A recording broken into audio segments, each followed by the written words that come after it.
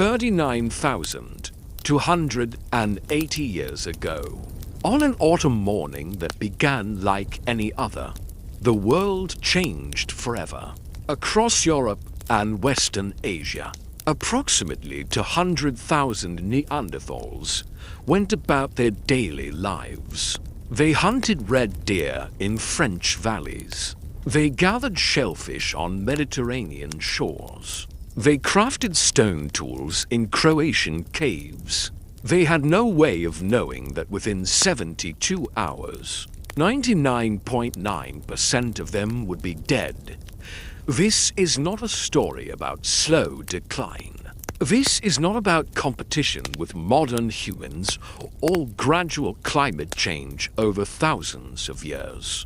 This is about catastrophe, sudden, violent, nearly complete extinction in the span of 3 days, near what is now Naples, Italy. The ground had been trembling for weeks. Deep beneath the Bay of Naples, in a massive underground chamber called the Phlegrine Fields Caldera, 400 cubic kilometers of molten rock had been rising toward the surface. The pressure was building, and on that autumn morning, it finally broke through. The Campanian Ignimbrite eruption released the energy, equivalent of 200,000 Hiroshima bombs. 300 cubic kilometers of ash, rock, and superheated gas exploded into the atmosphere. The ash column reached 44 kilometers high, punching through the stratosphere, visible from 1,000 kilometers away. It was 100 times more powerful than the Mount St. Helens eruption of 1980, and it happened in the heart of Neanderthal territory. Within seconds, every living thing within 100 kilometers of the eruption site was incinerated. Pyroclastic flows, avalanches of superheated gas, and rock traveling at 450 miles per hour buried southern Italy under more than 100 meters of ash. The temperature of these flows reached 750 degrees Celsius. Hot enough to vaporize flesh, hot enough to turn bone to powder. But the real killing had only just begun, because what happened in Italy was just the start. The ash cloud began to spread, carried by stratospheric winds. It moved northeast across the Mediterranean, across the Balkans, across Central Europe. Within 12 hours, ash was falling in France. Within 24 hours, it reached Germany. Within 48 hours, a grey blanket covered nearly the entire European continent. And everywhere the ash fell, Neanderthals died. They died from breathing air filled with microscopic glass shards that shredded their lungs. They died from drinking water contaminated with volcanic particles. They died from starvation as the ash buried every plant, poisoned every animal. They died from hypothermia as temperatures dropped 8 to 10 degrees Celsius within the first day. The ash-filled sky blocking the sun's warmth. 200,000 Neanderthals. Within 72 hours, only about 2,000 remained alive. How do we know this? The evidence is written in multiple languages. It's written in the genetic code of Neanderthal remains, which shows a severe population bottleneck precisely 39,000 years ago. It's written in layers of volcanic ash found at Neanderthal archaeological sites across Europe, where occupation suddenly ends at the ash layer and never resumes. It's written in the chemistry of the ash itself, fingerprinted to the Campanian Ignimbrite eruption with absolute certainty. But most hauntingly, it's written in the locations where Neanderthals managed to survive. Because those 2,000 survivors weren't randomly scattered across Europe. They clustered in 3 specific refuge zones. 3 places where geography, cave depth, and sheer luck combined to create pockets of survivability in a dying world. The Iberian Peninsula, where deep limestone caves in Gibraltar sheltered small bands from the worst of the ash fall. The Caucasus Mountains, where high-altitude valleys trapped the ash in lowlands, while geothermal springs provided unfrozen water and warmth, and the Croatian coast, where sea-facing caves allowed ash-laden air to blow out over the Adriatic while marine resources remained uncontaminated. 2,000 Neanderthals, separated by thousands of kilometers, clinging to life in isolated pockets. They had no way of knowing if anyone else had survived. For all they knew, they were the last Neanderthals on Earth, and in many ways, they were right. Because even though 2,000 survived the initial catastrophe, their species had been dealt a mortal wound.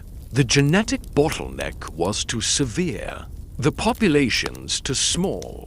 The damage to deep. What followed wasn't quick extinction. It was something worse. A slow fade spanning 11,000 years, as inbreeding, resource competition, and the arrival of modern humans gradually erased what the volcano had started. But it all began in those 72 hours. The 72 hours that nearly erased an entire branch of humanity. But before we understand how 2,000 Neanderthals cheated death, we need to meet them on an ordinary day, just 73 hours before their world ended. Because what makes this catastrophe so haunting is how normal everything seemed. Autumn 39,280 years ago, 73 hours before the eruption. A Neanderthal family wakes in their cave, on the banks of what will one day be called the Cure River in France. They have no name for themselves, no word for their species. They are simply people, and this is simply another day. The father rises first, as he always does. He is 42 years old, ancient by Neanderthal standards. His body bearing the accumulated injuries of a lifetime hunting megafauna. His right shoulder carries a partially healed fracture from a cave bear encounter 3 winters ago.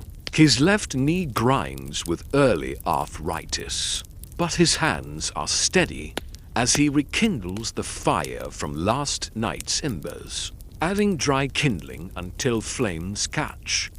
His mate joins him, younger at 31, her belly swollen with their 4th child. 2 of their previous children survived past infancy, unusual good fortune in these times. The boy is 11, already learning to nap flint under his father's patient instruction. The girl is 7, staying close to her mother, learning which plants are edible, how to process animal hides into soft leather. This cave at RC Circular has been their family's territory for 3 generations. The father's grandfather discovered it, recognized the advantages: south-facing entrance that catches winter sun, freshwater spring in the rear chamber, abundant flint nodules in the limestone walls, good hunting in the valley below, where red deer follow seasonal migration routes. Close enough to the river for fishing in summer. They do not know it is autumn by calendar. They know it by signs their ancestors taught them to read. The leaves on the oak trees turning gold and brown. The deer growing thick winter coats. The geese flying south in their massive V formations. The light changing angle. The days growing shorter. The morning frost lasting longer before the sun burns it away. The mother grinds red ochre powder in a limestone depression near the fire, mixing it with animal fat to create paste. She will use it to mark new leather, to create designs that have meaning to her family. Circle patterns that appear again and again in Neanderthal art, though no one living today knows what they signified. Identity markers, spiritual symbols, simple decoration. The meaning is lost, but the impulse to create, to mark, to make beautiful things is undeniably human. The boy works alongside his father, learning the lever-war technique for stone tool manufacture. It is not simple work. Each tool requires careful planning. First, prepare the core stone by removing flakes to create a dome shape. Then, create a striking platform at one end. Finally, deliver a precise blow at the exact angle to detach a thin, sharp flake with edges ready for use. The father demonstrates, his movements economical, practiced. The boy watches, memorizing. He will practice on his own cores later, ruining dozens before he creates one usable tool. His father ruined hundreds while learning. In the valley below, a herd of red deer grazes in morning mist. The father watches them, calculating. The rut season is ending. The stags are exhausted from weeks of fighting and mating, less alert than usual. That large 12-point male near the edge of the herd, he would feed the family for 2 weeks. But hunting him would require cooperation. The father must gather his two brothers from their caves downstream, coordinate the ambush. Across Europe, 200,000 Neanderthals are making similar calculations. In Gibraltar, a coastal band collects limpets and mussels from tide pools, storing them in woven grass baskets. In the Caucasus Mountains, hunters track a herd of ibex across steep ski slopes, moving with confident precision born of lifelong familiarity with this terrain. In Croatia, an elderly woman teaches to young girls how to identify medicinal plants, pressing leaves into their hands, making them smell the distinct aromas, taste the bitter compounds that signal healing properties. This is the Neanderthal world at its peak. Not primitive, not simple, complex human lives filled with knowledge, skill, family bonds, planning, art, teaching, healing. They have thrived in Europe for 300,000 years. They have survived multiple ice ages, adapted to dramatic climate shifts, developed sophisticated cultures with regional variations in tool styles and hunting techniques. They are so successful, so well adapted, so firmly established that extinction seems impossible. They are the dominant human species of Europe.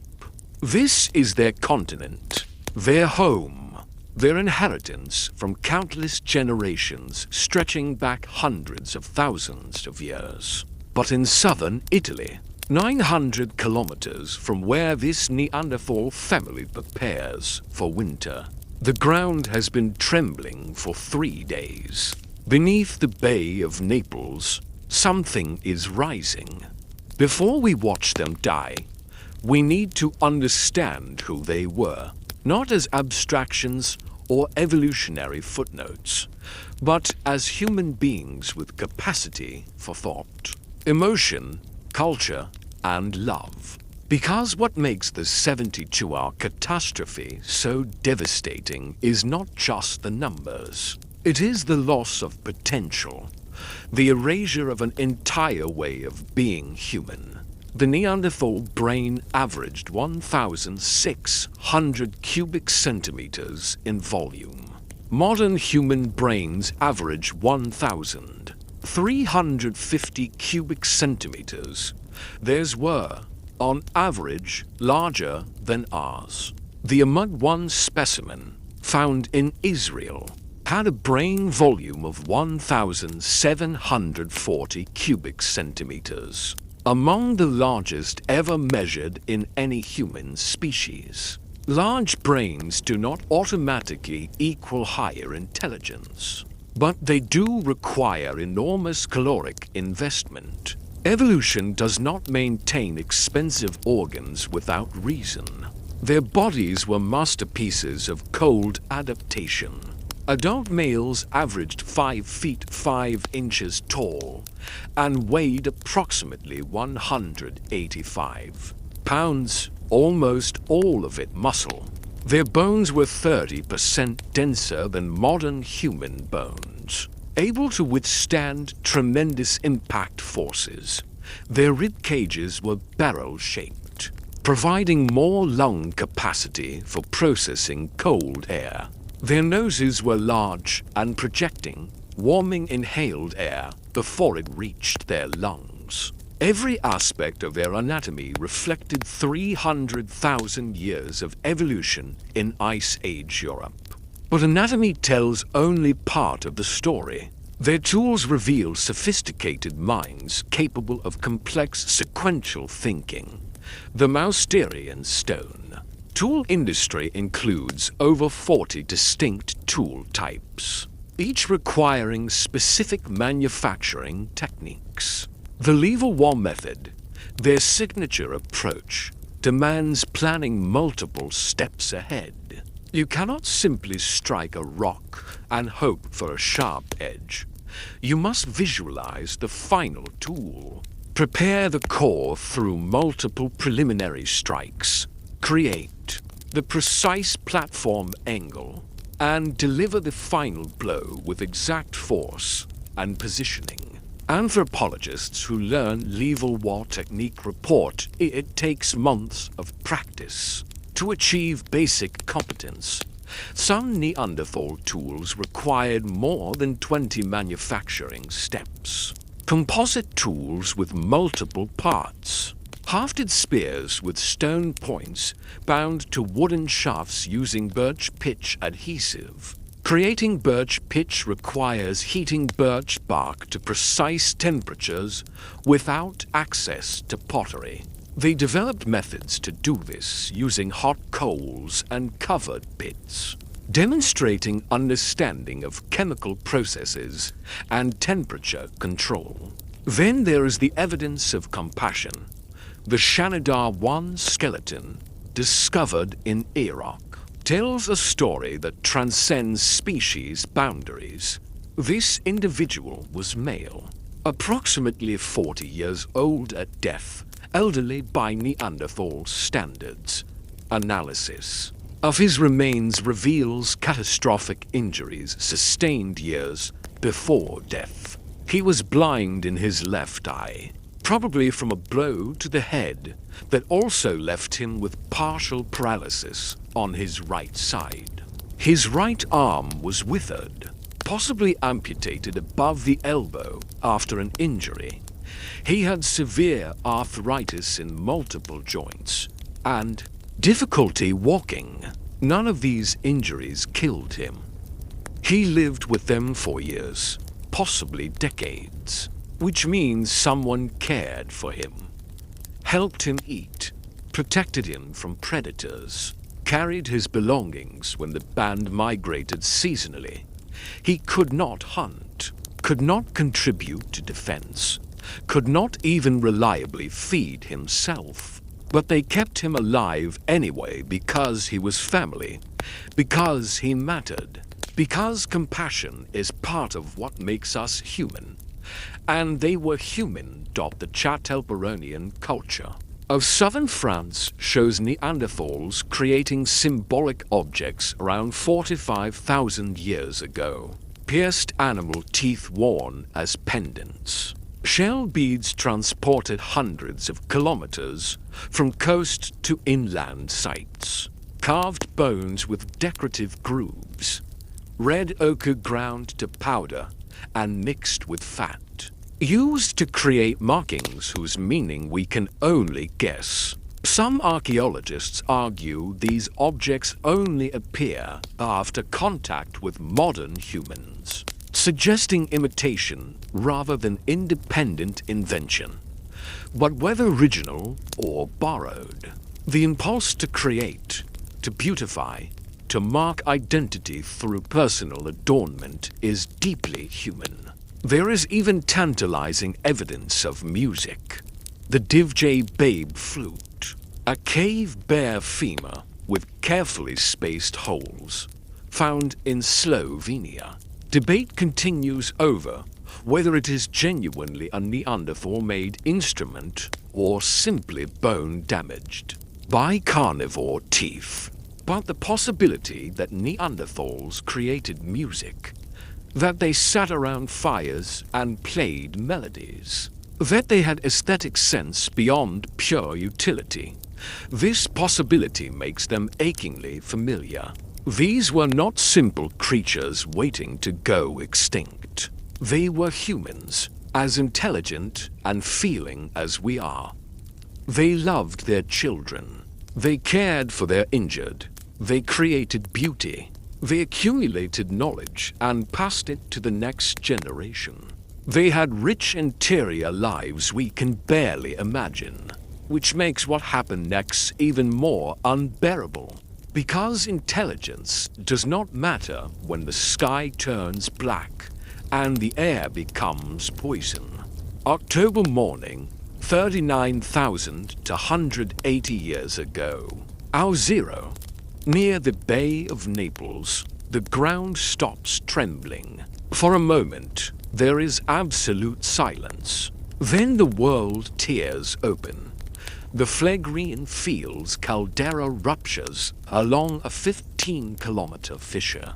400 cubic kilometers of magma, superheated rock and gas that has been accumulating for millennia, explodes toward the surface. The energy release is incomprehensible, 200,000 times more powerful than the Hiroshima atomic bomb. All of it released in a matter of hours. The initial blast wave travels at supersonic speed, faster than sound itself. It flattens forests for 100 kilometers in every direction. Trees that have stood for centuries are reduced to splinters in seconds. Animals do not even have time to flee. Birds fall from the sky, their organs ruptured by overpressure. Everything within the initial blast radius is simply erased. The ash column rises at incredible speed. In minutes, it reaches 10 kilometers high, punching through the troposphere. It does not stop. 20 kilometers, 30 kilometers, 44 kilometers into the stratosphere, higher than any commercial aircraft will ever fly. From this altitude, the curvature of the Earth becomes visible, and the ash begins to spread. Pyroclastic flows, the most deadly volcanic phenomenon, cascade down from the eruption site. These are not lava flows. They are avalanches of superheated gas, ash, and rock fragments, traveling at 450 miles per hour, with temperatures reaching 750 degrees Celsius, hot enough to vaporize organic matter on contact. They flow like water, following valleys, filling lowlands, but moving at highway speeds. Southern Italy is buried. The flows are so massive, so voluminous, that they create new topography. Areas that were valleys become elevated plains. The ash and pumice accumulate in layers exceeding 100 meters thick. Entire forests, complete with standing trees, are entombed in superheated material that cools into solid rock. Herculaneum and Pompeii, famous for their preservation by Vesuvius nearly 40,000 years later, Our children's play compared to this. Every Neanderthal within 100 kilometers of the eruption dies within minutes. There is no evacuation, no warning system, no time to gather children and run. One moment they exist, the next moment they do not. Perhaps 2,000 Neanderthals lived in southern Italy. Within an hour, they are ashed out, but the true killing has not yet begun. Because the ash column continues rising, spreading, creating a stratospheric cloud that begins drifting northeast. Prevailing winds carried across the Mediterranean, across the Balkans, towards Central Europe, toward the heartland of Neanderthal population density. The sound of the eruption carries across incredible distances. In France, 900 kilometers away, Neanderthals hear a low rumble that lasts for hours. They do not understand what it is. Thundered earthquake? They have no reference for volcanic eruption on this scale. Nothing in their cultural memory prepares them for what is coming in the afternoon. The sky begins to change. The sun takes on an odd, reddish quality. Then, as the ash cloud spreads overhead, the light dims. By evening, even though sunset should still be hours away, darkness is falling, and then they see it. Gray flakes, like snow but not cold, begin drifting down from the sky at first. It seems almost beautiful. The ash catches the fading light, glittering as it falls. Children reach out to catch it, laughing. Adults watch with growing unease. This is not snow. This is not rain. This is something else. Something wrong. The ash fall begins slowly, just a few flakes per minute. But it does not stop, and gradually the rate increases. A few flakes become dozens. Dozens become hundreds. The ground begins to turn gray. The ash accumulates on leaves, bending branches. It coats rocks, fills crevices, begins building layer upon layer by nightfall. Most of Europe is experiencing ashfall. The ash blocks starlight, creating absolute darkness. Neanderthal families huddle in caves around fires, confused, frightened, not yet understanding the scale of what is happening. Some venture outside to investigate. They breathe air thick with suspended particles. Within hours, their lungs begin to suffer damage they cannot see, cannot understand. This is hour 12. The catastrophe has begun. But in 900 kilometers north, in what is now France, a Neanderthal woman is about to look up at the sky and see something that defies explanation. And she will make a decision that determines whether her family lives or dies. The Neanderthal woman at RC Circuit cannot sleep. Her name, if she has one in any way we would understand, is lost to time, but her actions will echo across 40,000 years. Because in the next 12 hours, she will make decisions that separate survival from extinction. Hour 1. The ashfall begins as curiosity. Her 11-year-old son catches flakes in his palm, examining them with the careful attention his father taught him to bring to everything in nature.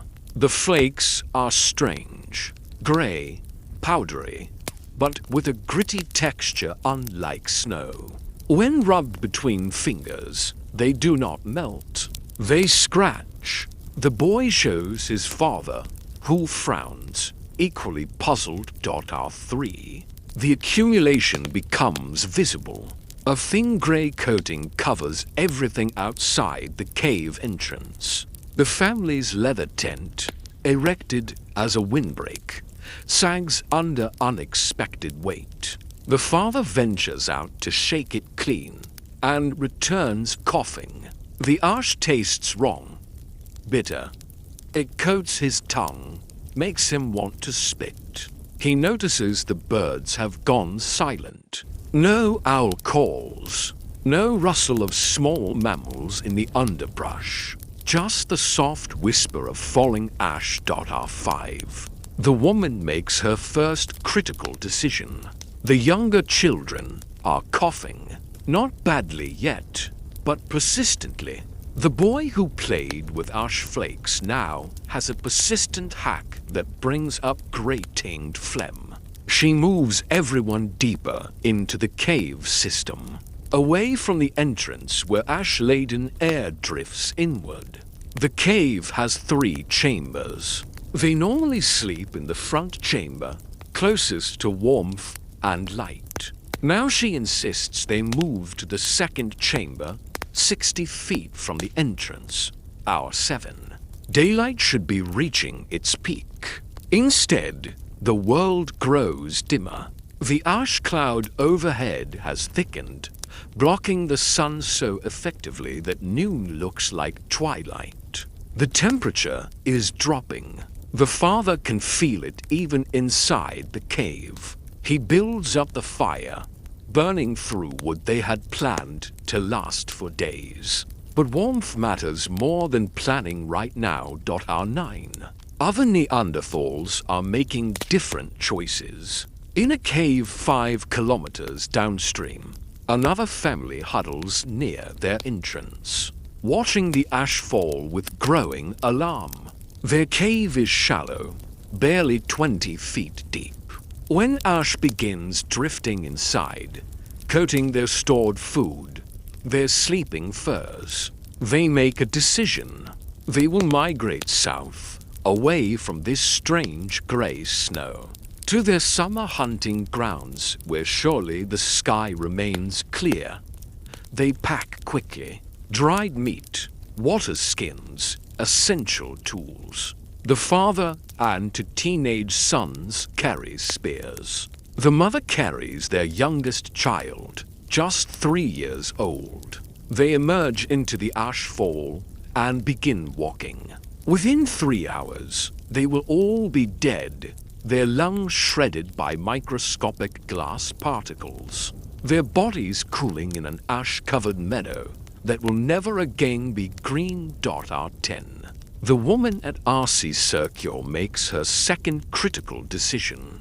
The ash is now falling heavily enough that visibility outside drops to mere meters. But more importantly, the air quality near the entrance has become noticeably worse. Everyone who spends time there starts coughing within minutes. She seals the cave entrance. Not completely, they need airflow to prevent suffocation from their own fire. But she and her mate drag their largest hides across the opening, securing them with rocks. Leaving only a small gap at the top. It helps. The second chamber's air, while not fresh, is breathable. The cave's depth provides natural filtration. Ash particles settle in the first chamber before reaching them. It is not perfect, but it is enough. R12. Across Europe, perhaps 50,000 Neanderthals are already dead or dying. Those who fled their caves die from exposure and ash inhalation. Those in shallow caves die more slowly as ash accumulates around them, blocking entrances, poisoning air, burying stored food. Those who tried to wait it out in open air camps simply suffocate. But in deep caves, in protected valleys, in a handful of places where geology and luck align, some Neanderthals are making decisions like the woman at RC Circular, sealing entrances, moving deep, rationing food, not panicking, not running. These decisions will not save everyone. Most of these families will die anyway in the hours and days to come. but some will not. And the woman at Archaeological, moving her family deeper still as the ashfall intensifies, is making choices that would have saved her line, if not for what comes next. Because most Neanderthals who survived the first 12 hours of ashfall made the same fatal mistake. They tried to wait it out in shallow caves and rock shelters. The ones who lived the 2000 who somehow made it, they were either incredibly lucky, or they were in very specific places that science is only now beginning to understand. Our 13. The microscopic structure of volcanic ash is what makes it so deadly. Under magnification, each particle reveals razor-sharp edges, irregular surfaces, and angular protrusions. These are not soft particles like dust or pollen. They are shards of glass, created when molten rock explodes into the atmosphere and solidifies instantly, and every breath draws them deep into the lungs. The human respiratory system has defenses. Nose hairs filter large particles. Mucus traps smaller ones. Cilia, tiny hair-like structures lining the airways, sweep trapped particles upward to be coughed out or swallowed. But volcanic ash defeats these defenses. The particles are small enough to bypass nose hairs, sharp enough to lodge in airway walls, abundant enough to overwhelm mucus production.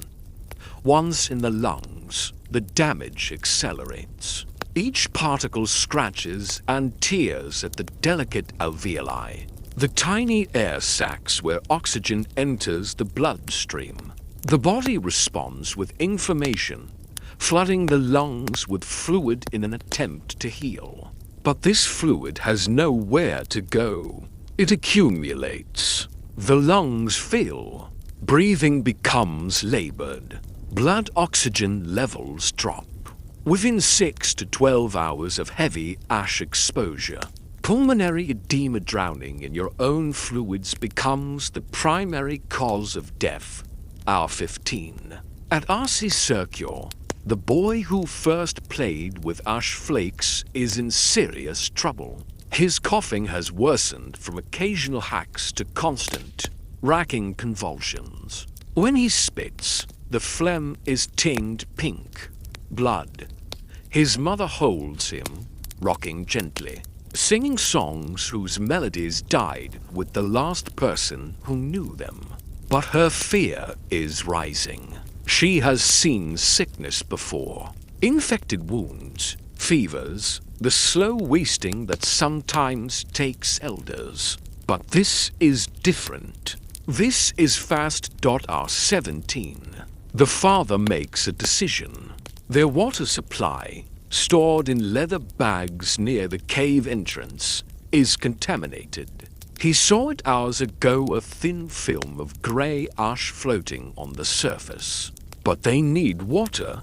He cannot let his family dehydrate. He ventures to the first chamber, retrieves a bag, returns to the second chamber. He lets the ash settle for an hour, then carefully pours clear water from the top into clean containers. It is not perfect. Some ash remains suspended, but it is better than nothing. Hour 19. The landscape outside is transformed. What was a familiar forest valley has become an alien wasteland. 15 centimeters of ash blanket the ground. Trees stand like grey monuments, their branches sagging under weight. No animals move. No birds call. The only sound is the continuous whisper of falling ash, a sound like distant static, like the universe itself holding its breath. A herd of red deer, the same herd the father watched just yesterday morning, lies dead in the meadow below the cave. They did not flee. They could not outrun ash falling from the sky. They grazed on ash-covered grass, drank ash-contaminated water, breathed ash-laden air. Now they are still, their bodies already disappearing under grey accumulation. Our 21. In caves across Europe, similar scenes unfold. A Neanderthal elder in Germany, too weak to be moved when his family fled, sits alone in darkness, his breathing shallow and wet. A young mother in Spain holds her infant who no longer cries, whose lips have turned blue, whose tiny chest barely moves. A group of teenagers in Poland, separated from their families during a hunting trip, huddle in a rock overhang that provides no real shelter, coughing blood into the endless grey. Our 23. The woman at RC Circular makes a terrible calculation. Her youngest son is dying. She can hear it in his breathing, see it in his color, feel it in the heat radiating from his small body. Fever has set in. His body's attempt to fight infection from the damaged lung tissue. But there is no infection to fight. The damage is purely mechanical, and there is nothing she can do. Our 24. The first full day ends. Across Europe, perhaps 100,000 Neanderthals are already dead. Another 100,000 are dying. Their lungs too damaged to sustain life for more than another day or two. And the ash continues to fall. It will fall for another 24 hours. Then another. The eruption cycle will continue for nearly 2 full days, pumping more ash into the stratosphere with each hour. In the Zagros Mountains of Iraq, in the Caucasus valleys of Georgia, and in the deep caves of Gibraltar, something different is happening. Small groups of Neanderthals, maybe 50 here, 200 there are, making decisions that will separate the living from the dead. But they do not know it yet. They are just trying to survive one more hour. Our 26. The ash fall shows no sign of stopping. If anything, it intensifies. The wind patterns shift, creating swirling eddies that dump accumulated ash in dense bursts. What took 12 hours to accumulate doubles in the next 6. 20 centimeters, 30 centimeters. In some valleys where topography funnels the fall, depths exceed 50 centimeters, enough to bury a child standing upright. The megafauna are dying en masse. It happens slowly at first, then accelerates. A woolly rhinoceros stumbles through ash drifts, its normal food sources buried beyond reach. Desperate, it tries to eat ash-covered vegetation.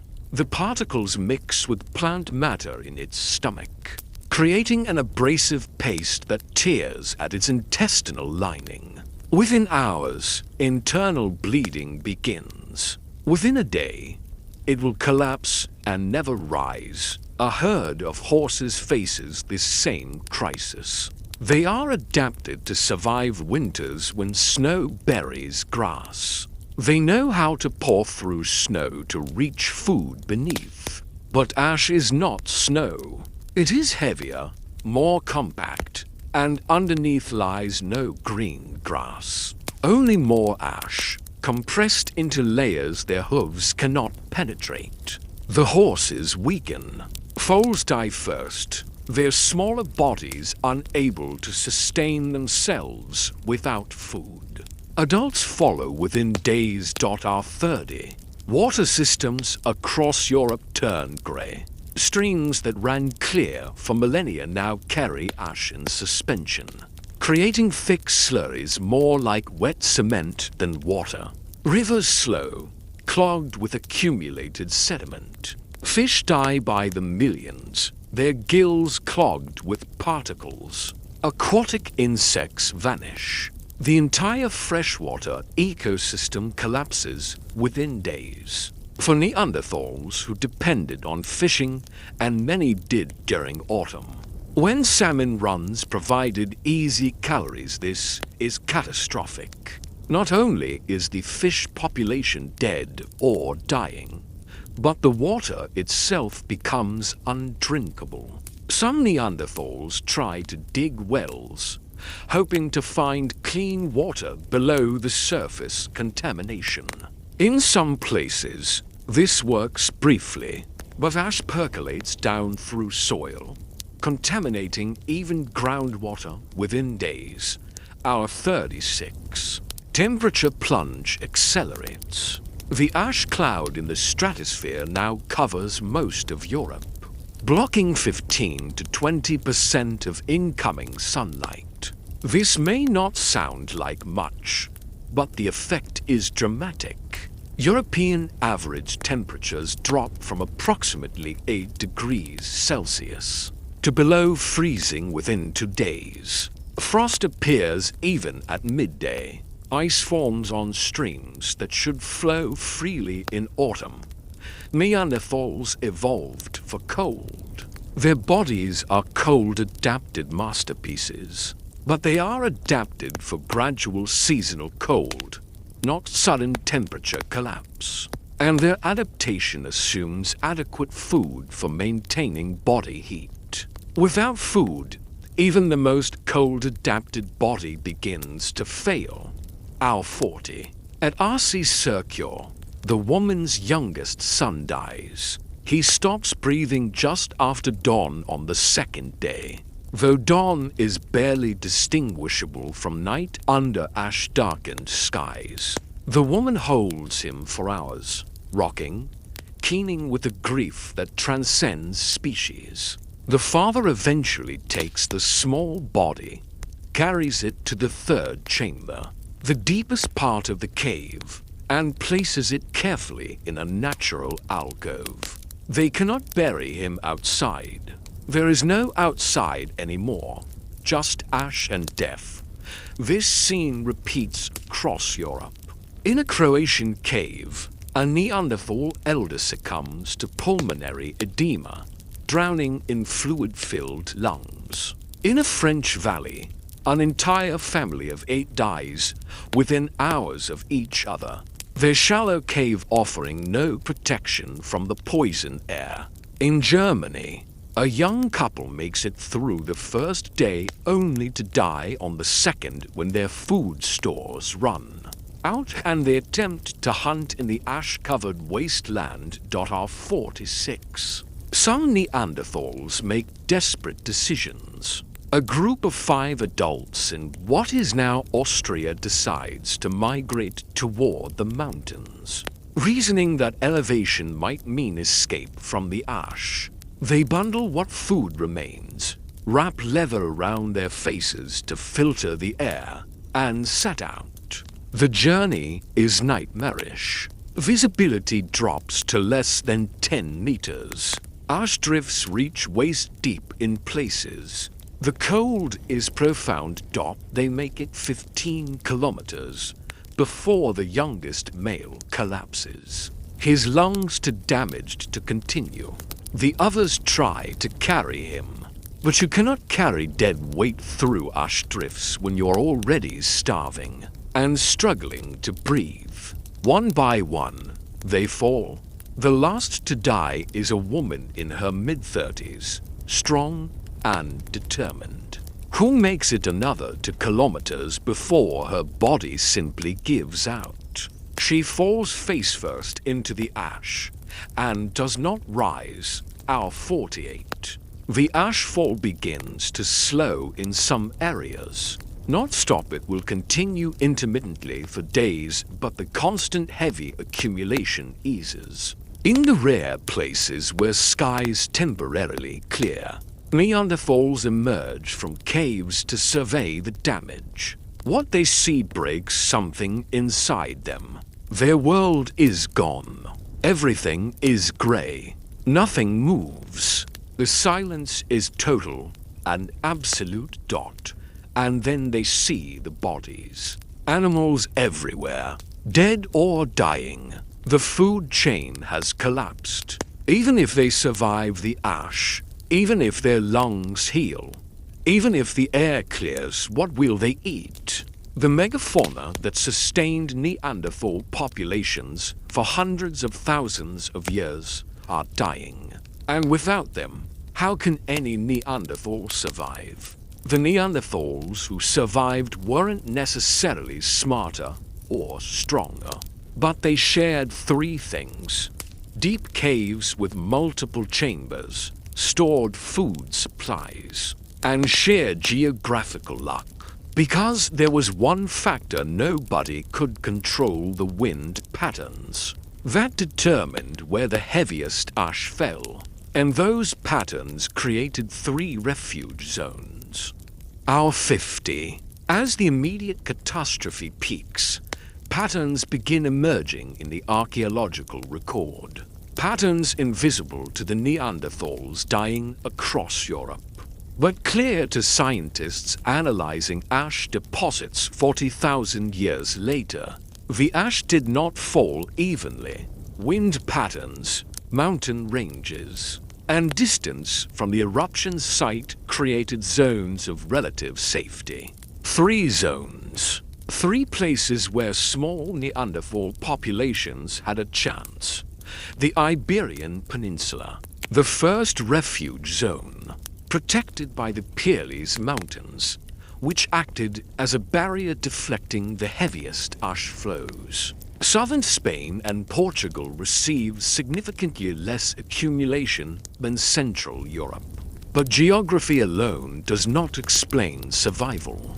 The key was caves, specifically the limestone cave systems of Gibraltar, Durham's Cave, a name it will not receive for another 39,000 years, when archaeologists first explore its depths. But on R50 of the catastrophe, it is home to perhaps 20 to 30 Neanderthals who made decisions in the first hours. That will save them.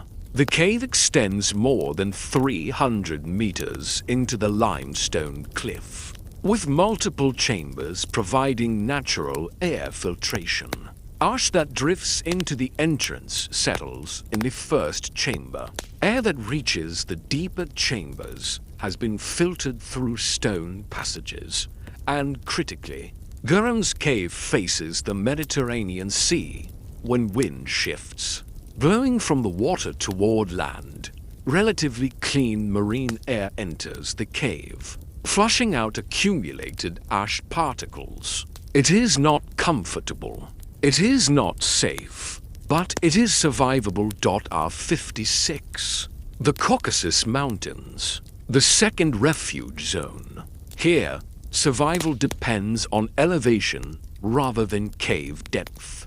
The volcanic ash, heavy and particulate-laden, settles in lowland valleys. But high mountain valleys at 2,000 to 3,000 meters elevation remain relatively clear. The ash cloud passes overhead, but most particles fall before reaching these heights.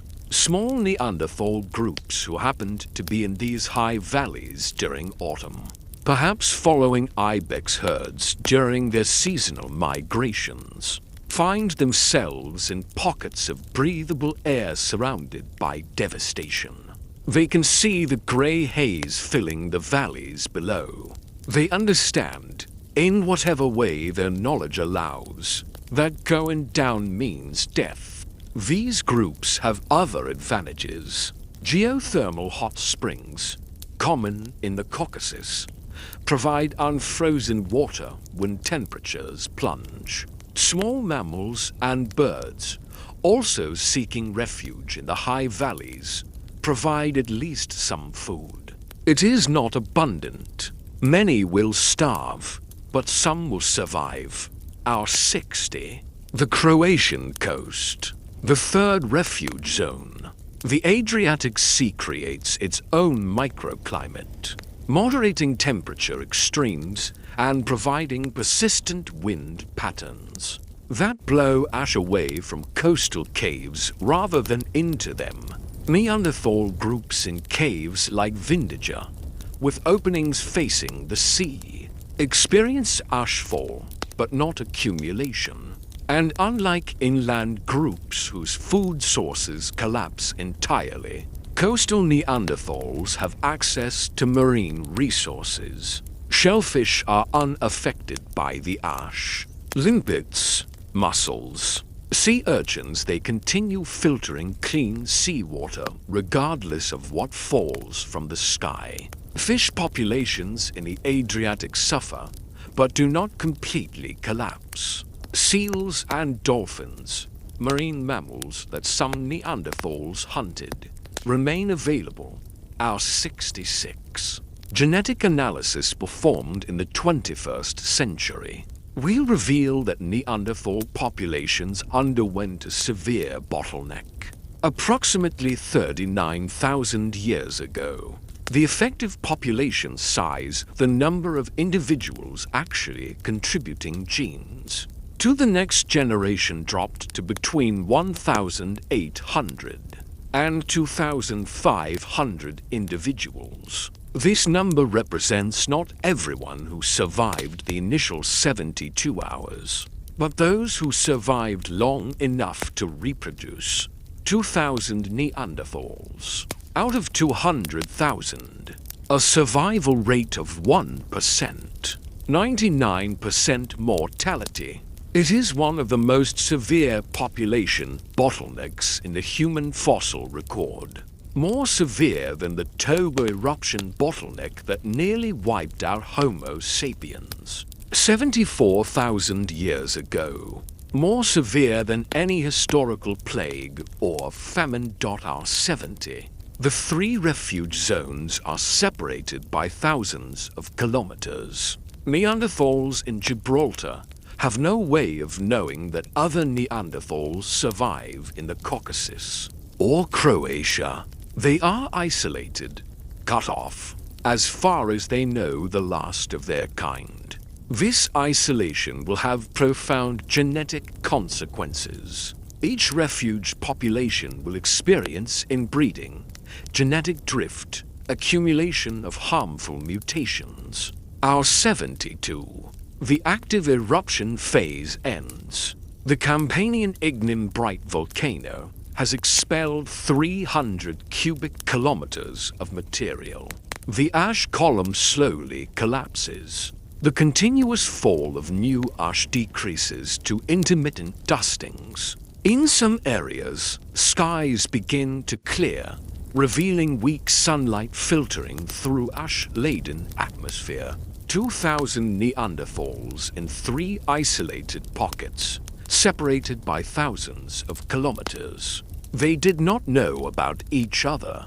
They had no way of knowing if anyone else had survived. For all they knew, they were the last Neanderthals on Earth.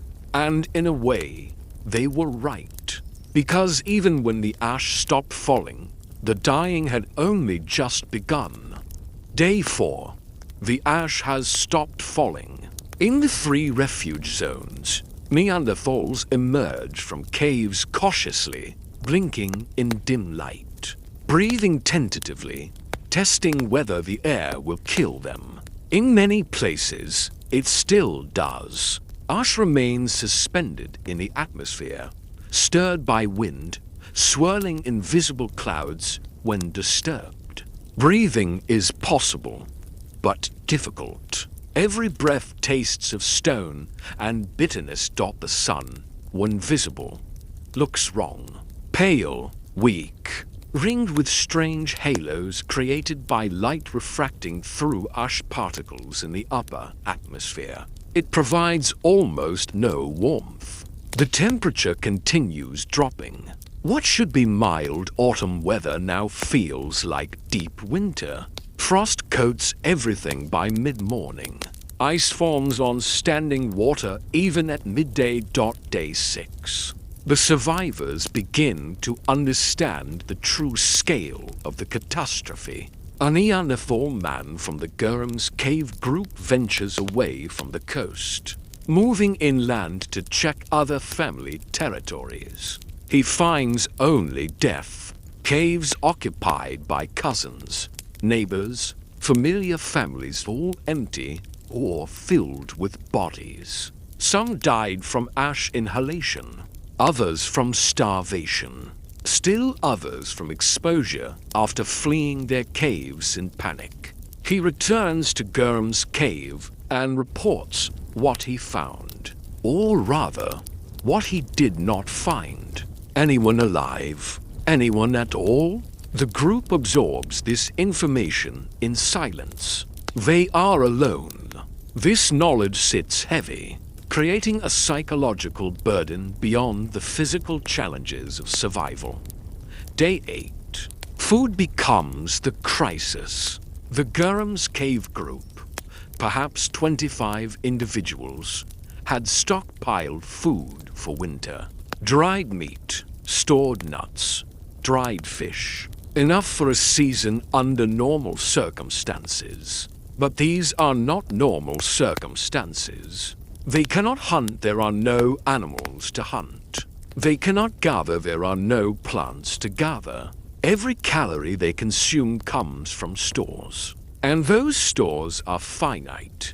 A council forms, the elder members calculating with pragmatic cruelty. 25 individuals. Current stores might last 2 months if carefully rationed. But 2 months to what? If the ash does not clear, if animals do not return, if plants do not grow, then they are simply delaying death. The question becomes not how do we survive, but how long can we survive? Day 9. Similar calculations occur in the Caucasus Refuge. Here, perhaps 50 Neanderthals sheltered in high valleys face the same mathematics. They have ibex meat, dried for winter storage. They have stores of pine nuts gathered in late summer. But the ibex herds that should be passing through on migration are absent, either dead in the lowlands or diverted to different routes. The pine trees are coated in ash, unlikely to produce more seeds for years. The eldest woman in the group, 60 years old, a miracle of longevity, makes a suggestion that horrifies and yet makes terrible sense. Stop feeding the dying. The 5 individuals too injured or sick to contribute, they are consuming calories. That will not lead to survival. Better to save food for those who might make it. Better cruel calculation than everyone dying from kindness. The group debates. Some refuse. Some agree. This debate, these impossible choices, they are replaying in all 3 refuge zones. Survival demands cruelty. But how much cruelty can you embrace before you lose what makes survival worthwhile? Day 10. The volcanic winter is now undeniable. Temperatures across Europe have dropped 6 to 8 degrees Celsius below pre-eruption baseline. The growing season, already ending with autumn's arrival, has been cut short by 40 to 60 days. Plants that were preparing to go dormant for winter never completed their cycle. They stand frozen, withered, coated in toxic ash. Seeds that should have dropped for spring germination remain trapped in dead flowers. The next generation of plants will not grow. Come spring, if spring even comes in any recognizable form, the landscape will not green. Without plants, herbivores cannot survive. Without herbivores, carnivores cannot survive. The entire ecosystem has been reset to 0. Day 12. At Gurm's cave, a young Neanderthal woman gives birth. She went into labor 3 days ago, likely triggered by stress and malnutrition. The birth is difficult. The child, a girl, is small, underweight, but alive. Her first cry echoes in the cave's depths, and for a moment, it feels like hope. But the mother knows what the others know.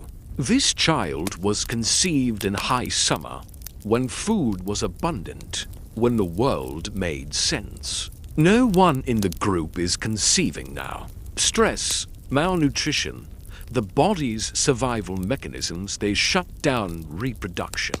This baby might be the last Neanderthal child born in this refuge for months. Maybe years, maybe forever. Day 14. The 2,000 survivors face a choice that will determine whether Neanderthals have any future at all.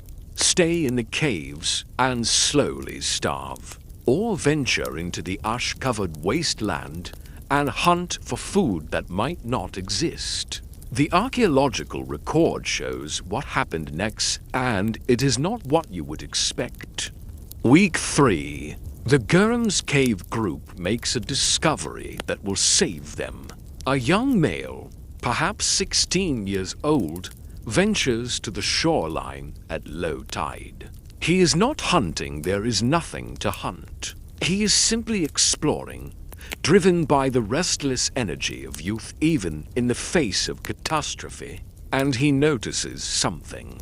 The tide pools, sheltered pockets of seawater trapped among rocks, are full of life. Limpets cling to stones, their cone-shaped shells providing protection from predators and waves. Mussels cluster in crevices, filtering seawater regardless of ash contamination.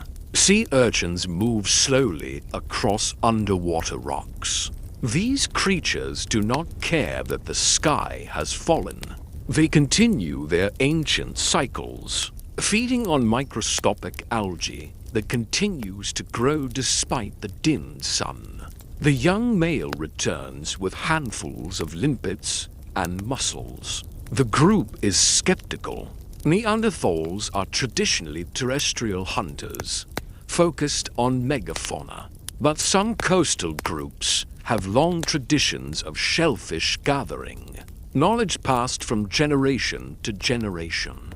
An elderly woman remembers her grandmother teaching her which shells are safe to eat, how to open them without cutting yourself on sharp edges, how to steam them over coals until the meat loosens. They try, and the shellfish are good. Protein, calories. Not much. It takes dozens of limpets to equal the caloric value of a single deer haunch. But something, and critically, shellfish are renewable. Each low tide exposes more. The population regrows between harvests if not over-collected. Week 4. The Gurham's Cave diet shifts from stored meat to primarily marine resources. They organize tide pool gathering parties, learning through trial and error which areas provide the most shellfish, which times of day offer safest harvesting. The work is tedious, cold, and provides barely enough calories to sustain life. But it is enough.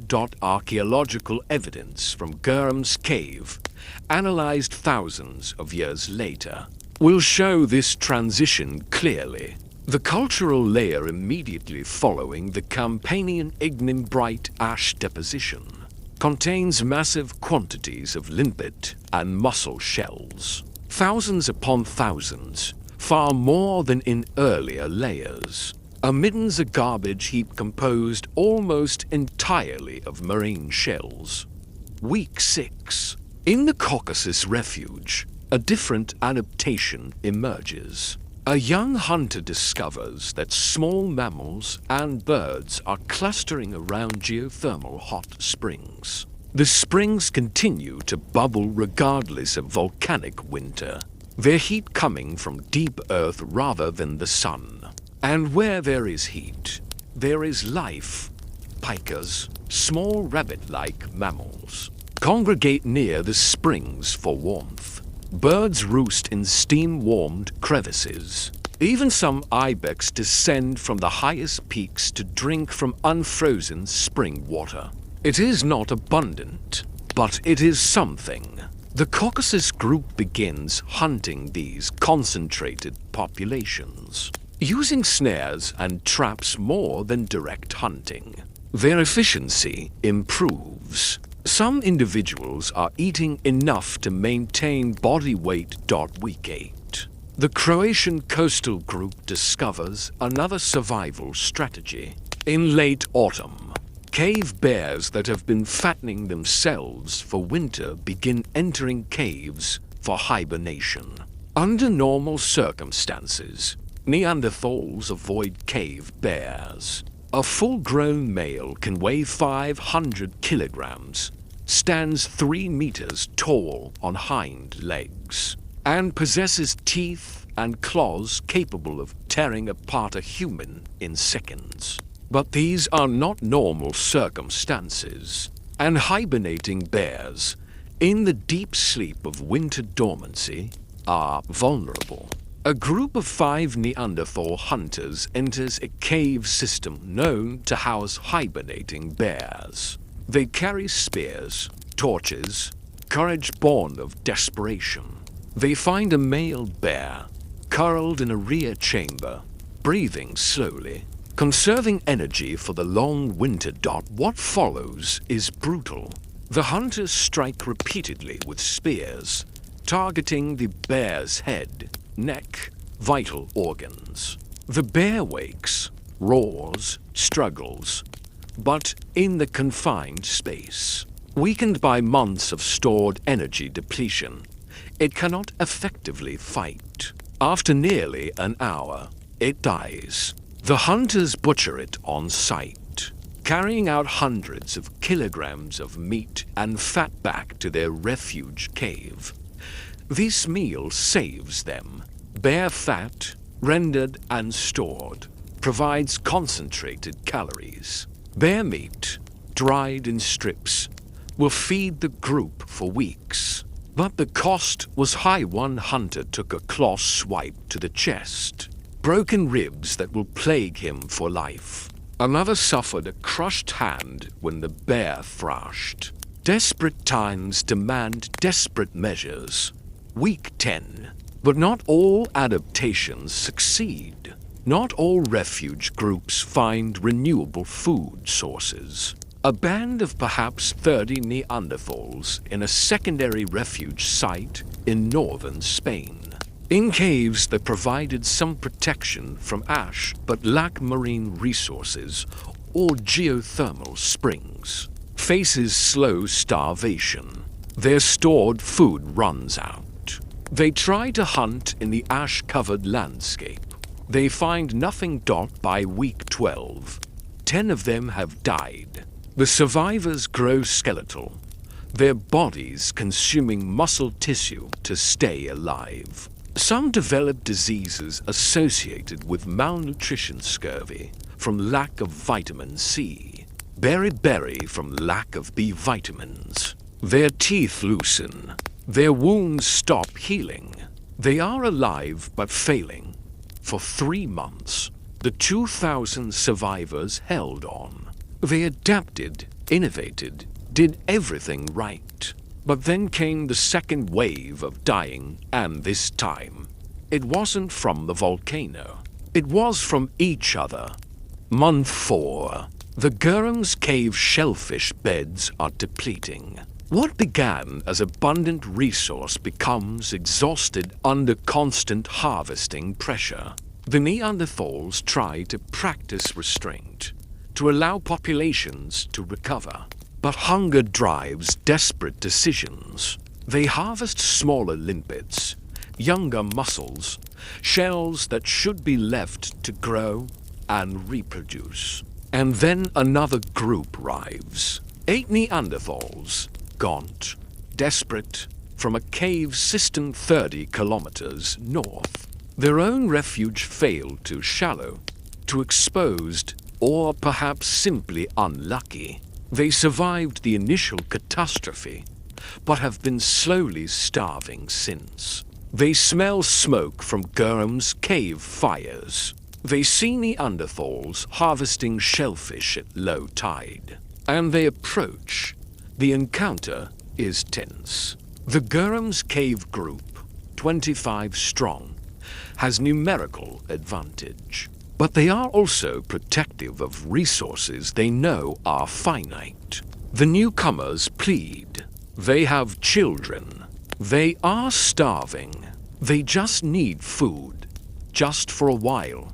Just until things improve. The Gurham's cave leader, the 42-year-old male who shepherded his family through the first 72 hours, faces an impossible choice. Accept the newcomers and watch everyone's rations shrink. Or reject them and accept responsibility for their deaths. There is no good answer. There is only survival. He tells them to leave.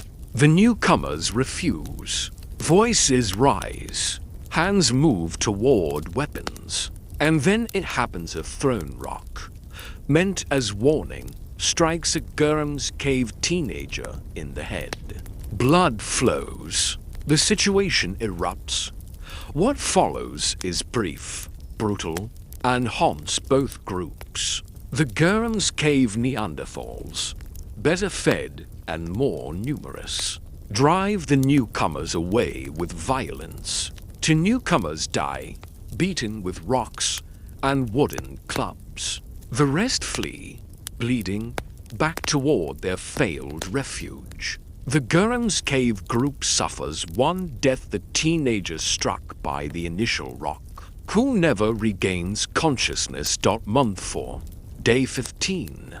The body of the teenager is buried in a shallow alcove at the back of Gurham's Cave. Evidence of his skull fracture, the peri-mortem trauma that killed him, will be found 40,000 years later by archaeologists, who will note with interest that the fracture pattern is consistent with blunt force trauma. From another human. This is not the only evidence of violence from this period. Skeletal remains from multiple Neanderthal sites dated to the post-eruption period show increased rates of trauma. Healed fractures, certainly, but also unhealed wounds consistent with death by violence. Defensive fractures on forearms, the kind you get throwing up your hands to block a blow. Skull fractures from behind, suggesting someone struck down a fleeing victim. The archaeological record does not judge. It simply reports. But the story it tells is clear. Resources became scarce. Competition intensified. Groups that might have traded peacefully in abundant times fought to the death in the volcanic winter. Month 5. In the Caucasus Refuge, a different kind of conflict emerges. The main group of approximately 50 individuals begins to fracture. Personalities clash under stress. Disagreements over resource allocation, over who should eat first, over how to distribute labor. These conflicts, manageable in normal times, become existential when everyone is starving. A subgroup of 8 individuals splits off, establishing their own camp in a neighboring valley. They take their share of stored food, their weapons, their knowledge. The split is not violent, but it is final. The two groups avoid each other, competing for the same limited hot spring hunting grounds, neither willing to coordinate for fear the other will take advantage. This fragmentation, replicated across refuge zones, accelerates the genetic problems. Small populations need genetic diversity. Splitting into even smaller groups increases inbreeding risk, reduces the number of potential mates, accelerates harmful mutation accumulation. It is the opposite of what the Neanderthal population needs. But survival instinct does not operate on generational time scales. It operates on daily desperation. Month 6. The Croatian coast sees the most tragic conflict. A group of Neanderthals from an inland failed refuge makes a desperate migration toward the coast. Following ancient routes their ancestors used for summer shellfish gathering, 40 individuals set out. 15 survive the journey. They arrive at the Croatian caves skeletal, exhausted, but alive, and they are not welcomed. The established coastal group, 30 strong, sees them as threats, not potential community members. They have learned the hard lessons of scarcity. More mouths mean less food per person, and food is already insufficient. The established group arms themselves. Spears, rocks, clubs. They form a line between the newcomers and the cave entrance. The message is clear: leave or die. The newcomers, too weak to fight, too desperate to leave, try to negotiate. They offer labor. They offer knowledge of inland hunting grounds, though those grounds are now dead. They offer anything they can think of. But the established group's leader, a woman in her mid-30s, who has kept her people alive through brutal pragmatism, shakes her head.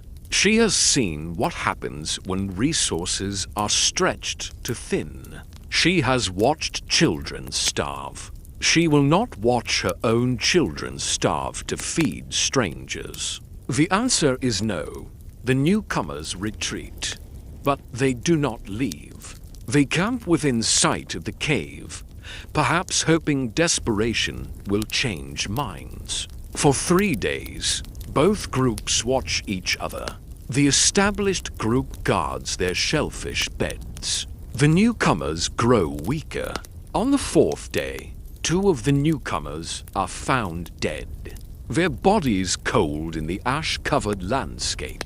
On the 5th day, the rest disappear, presumably attempting to continue along the coast. Searching for another refuge that might accept them, archaeological evidence suggests they did not find one. Skeletal remains from this period, scattered across the Croatian coastal region, tell stories of individuals who died alone or in small groups, far from any established settlement. Their bones show signs of extreme malnutrition, trauma, and, in some cases, evidence of cannibalism, cut marks on long bones consistent with marrow extraction. Processing marks on skulls. We cannot know if these were acts of survival cannibalism, desperate individuals consuming the already dead, or something darker. The bones do not record intent, only action. But the evidence suggests that in the worst moments of the volcanic winter, some Neanderthals crossed lines that would have been unthinkable in times of plenty. Month 6. Week 3. Population estimates across all 3 refuge zones have declined significantly. The original 2,000 survivors are now perhaps 1,000 to 100. Some died from delayed effects of ash inhalation, their damaged lungs finally failing. Others died from violence. Still others from disease, from accidents during desperate hunting, from infections that would have been survivable with adequate nutrition, but proved fatal in weakened bodies. And some died from something harder to quantify the loss of will. Anthropologists call it give-upitis, the psychological phenomenon where individuals in extreme circumstances simply stop trying.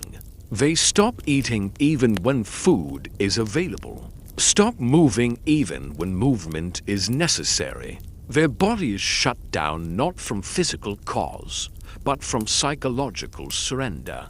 An elderly Neanderthal male in the Caucasus refuge simply sits down one morning and refuses to rise. His daughter pleads with him, brings him water, tries to make him eat.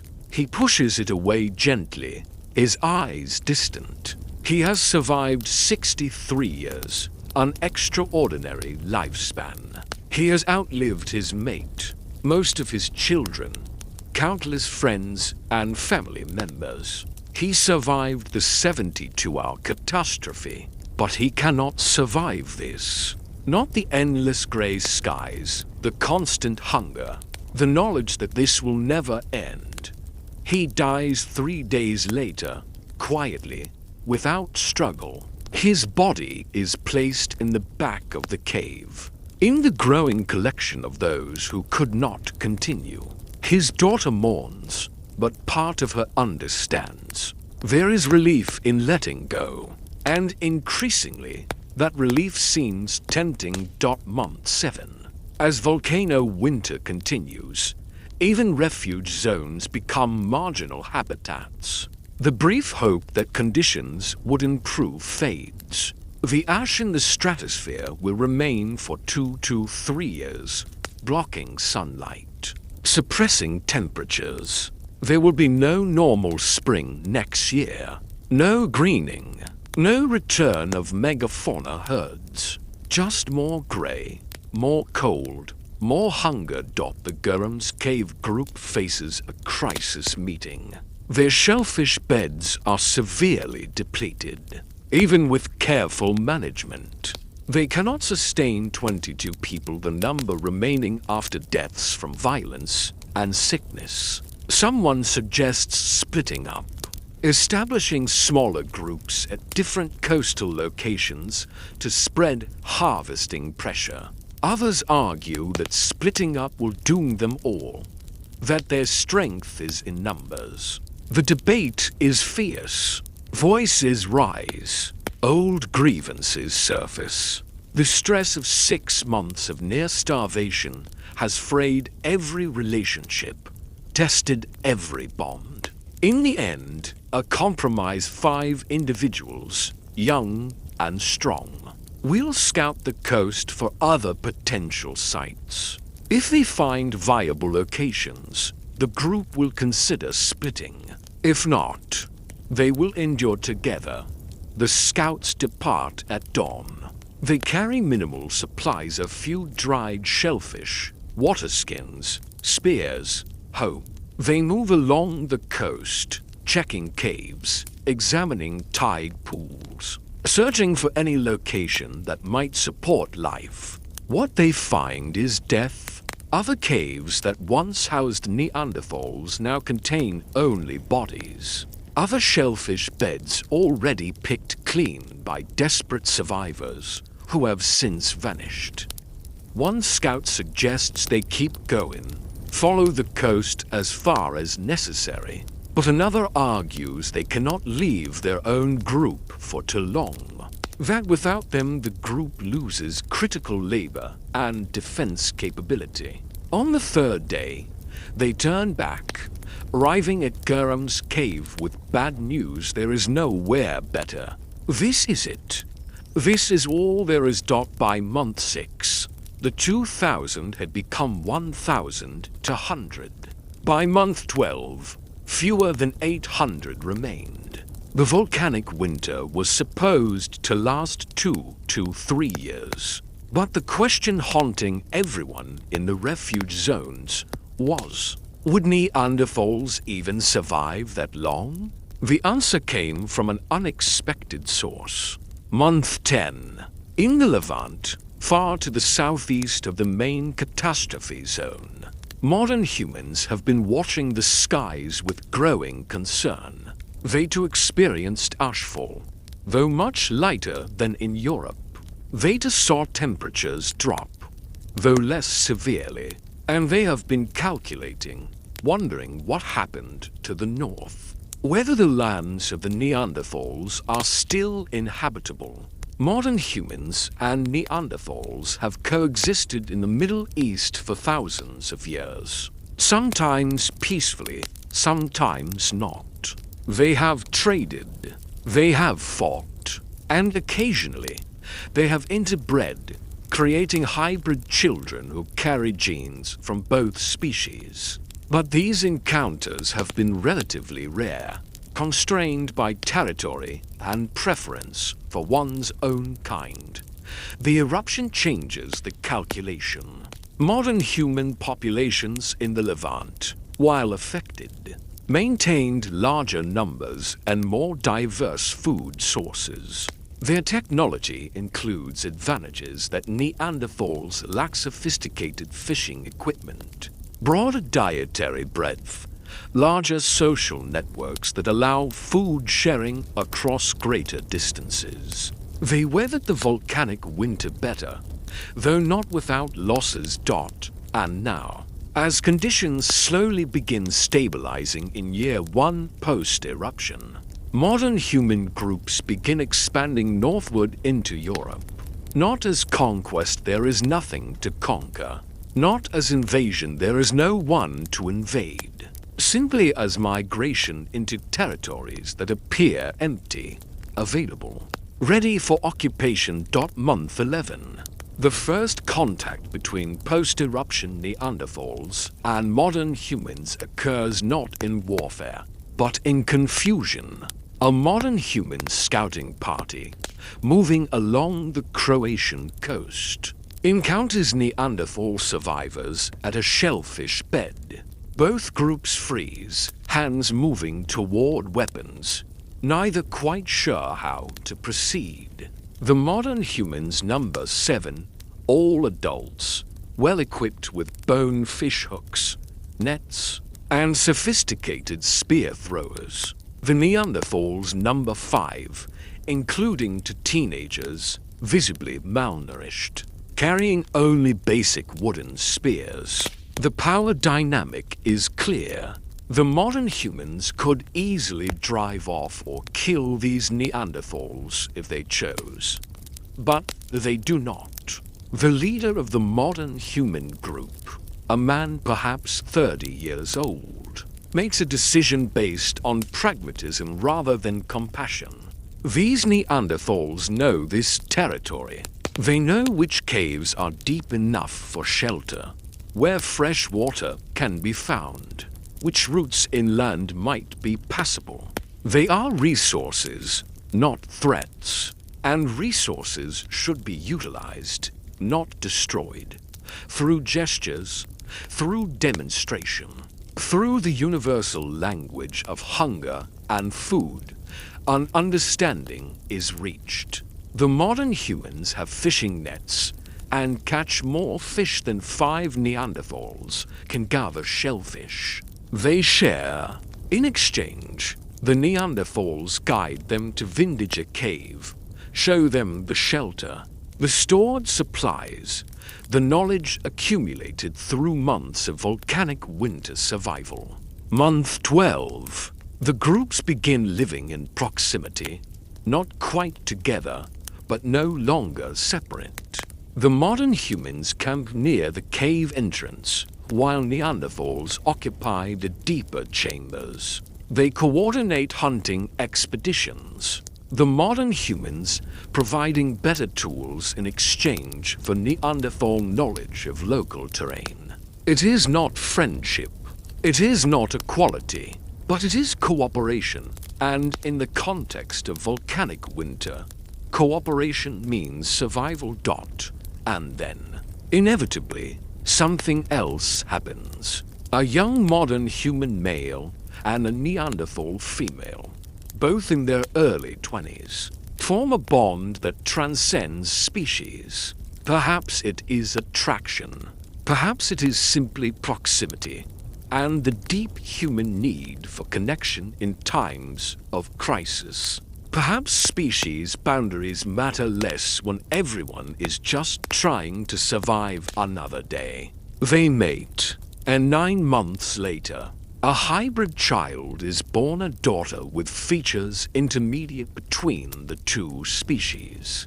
Her skull is more gracile than a pure Neanderthal, but more robust than a pure modern human. Her brow ridge is present, but less pronounced. Her chin exists, but is small. She is healthy, viable, and represents something new in human. Evolution, genetic analysis performed.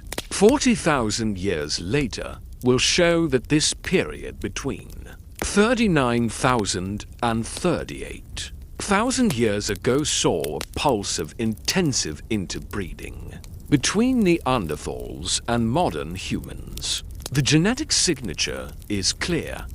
Neanderthal DNA enters modern human populations at much higher rates during this specific time window than before or after. This is not coincidence. This is catastrophe creating conditions for unprecedented mixing.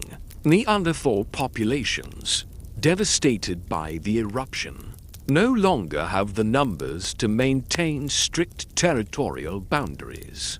Modern humans, expanding into Europe, encounter isolated Neanderthal groups who are potential mates rather than competitors, and the hybrid children, carrying survival advantages from both lineages, thrive.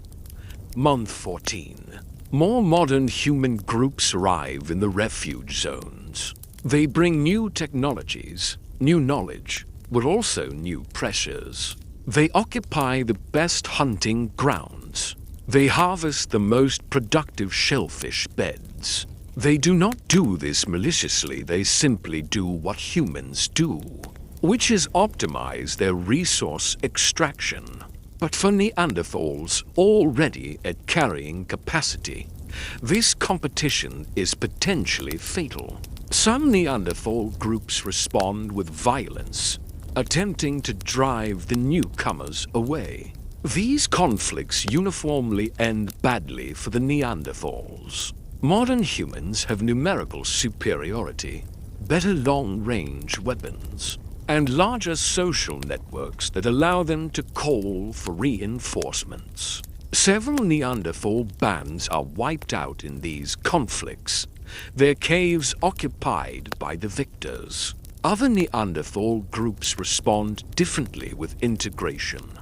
They allow modern humans into their territories, intermarry, share knowledge, blur the boundaries between species. These groups survive longer, their genes preserved in hybrid descendants even as pure Neanderthal lineages vanish. Month 16. At Gurham's cave, a modern human woman joins the group through marriage to one of the Neanderthal males. She brings fishing hooks made from bone, a technology the Neanderthals never developed. With these hooks, the group can catch fish from deeper water, beyond the range of their previous spearfishing techniques. Caloric intake increases. Children stop dying from malnutrition. The crisis, while not over, becomes manageable. The children born from these encounters between Neanderthals and modern humans. They carried genes from both species, but more importantly, they carried knowledge. Survival techniques from both populations, combined in ways neither group had achieved alone. The question was, would it be enough to save the Neanderthals? The genetic evidence tells us the answer. Year 2, Month 3.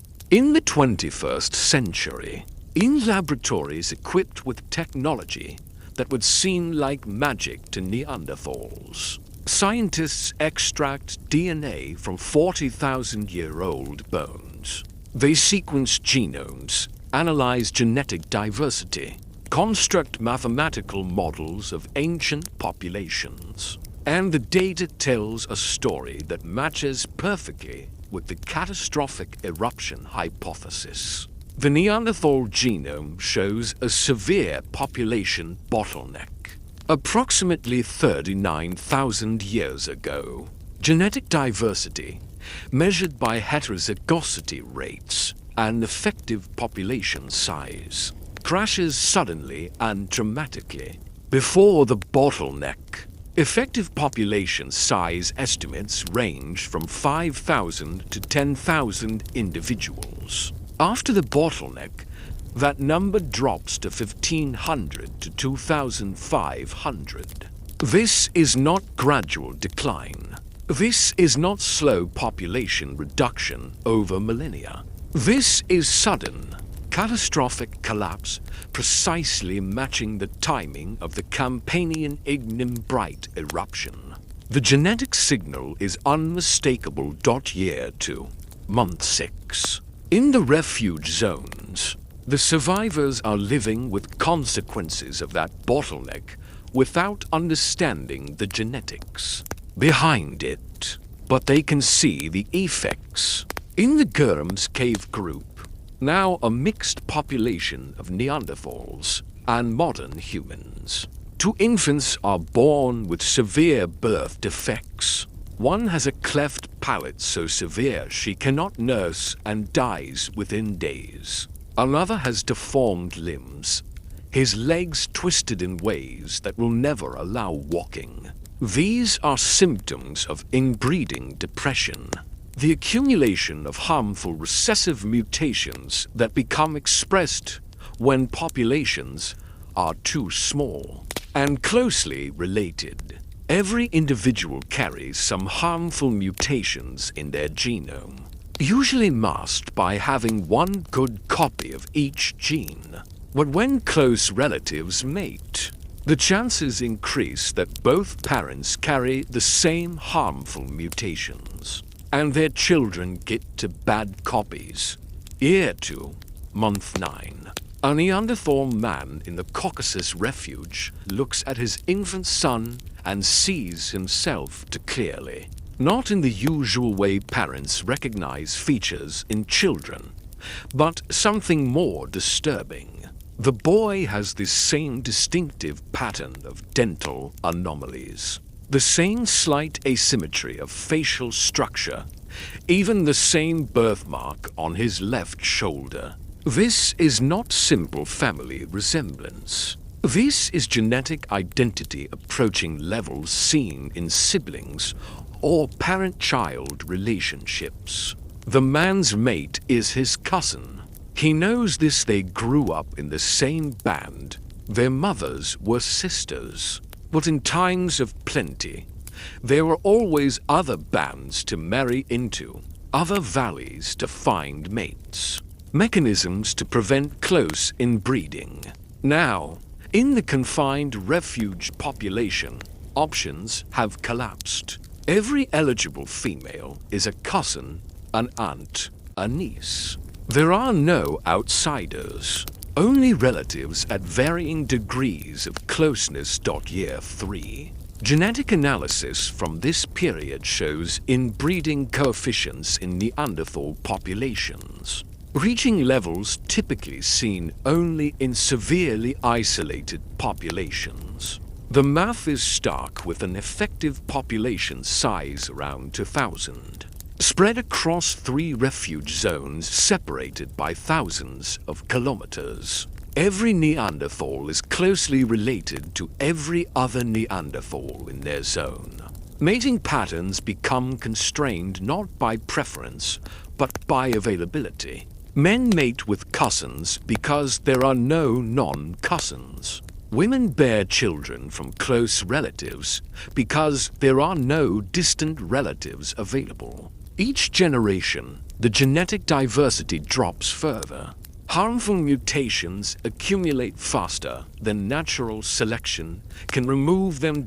Year 3, month 4.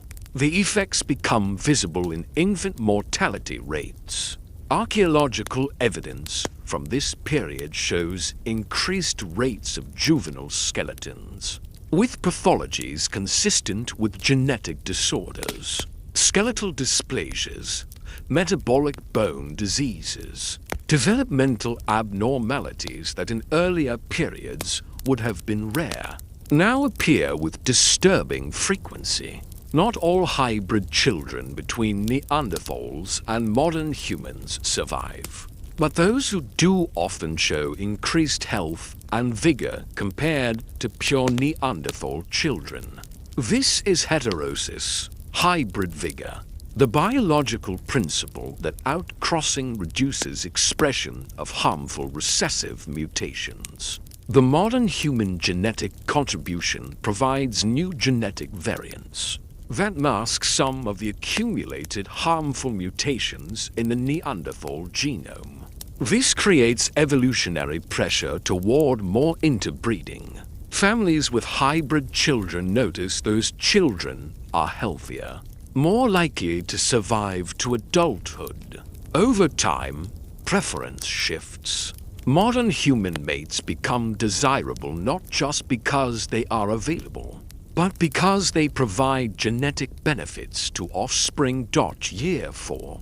The Gurren's cave population, now thoroughly mixed with modern human genetic contribution, numbers 32 individuals and is stable. The pure Neanderthal population in a neighboring cave system numbers 15 and is declining. By year 5, that pure population will be down to 8.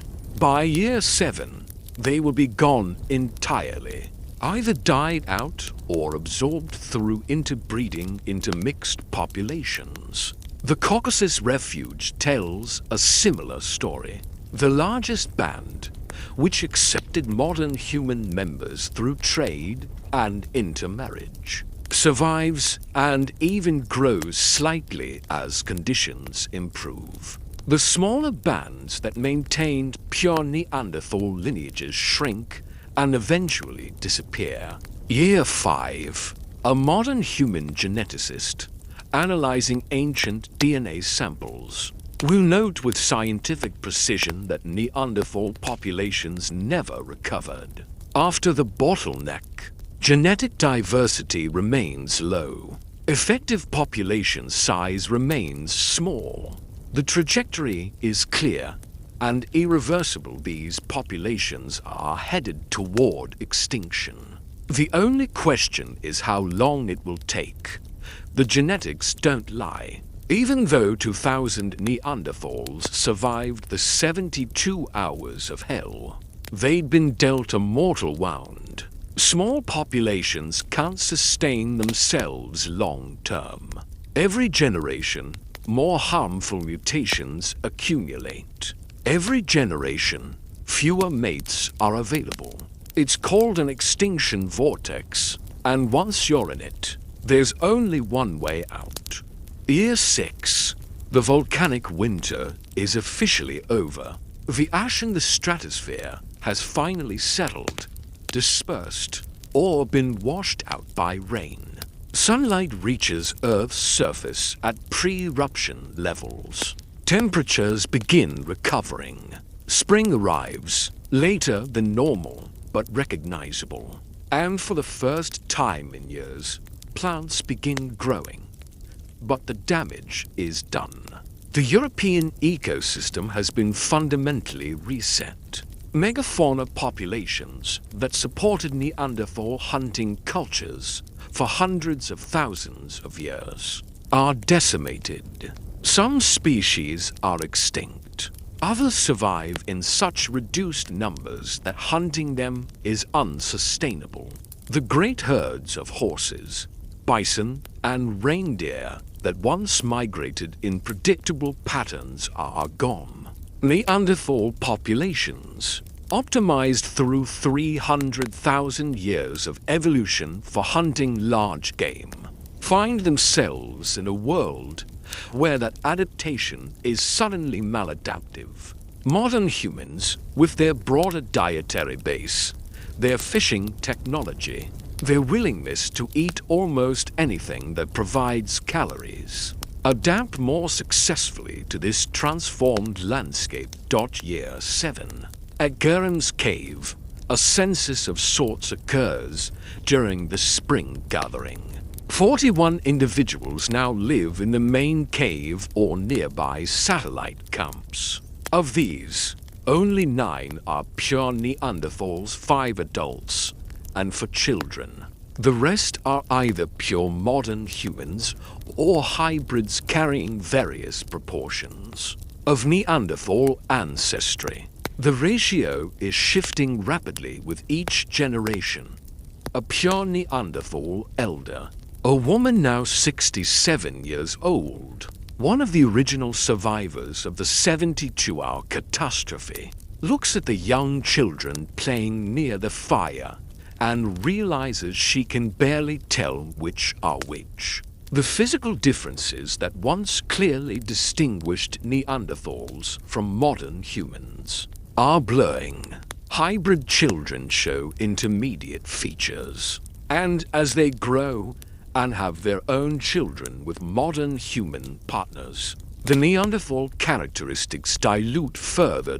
She wonders, in whatever abstract way her mind processes such concepts, whether there will be pure Neanderthals in another generation, whether the way of life, the accumulated knowledge of 300,000 years, the traditions and practices that made them who they were, will survive, or whether they are being absorbed, diluted, erased through the very act of survival.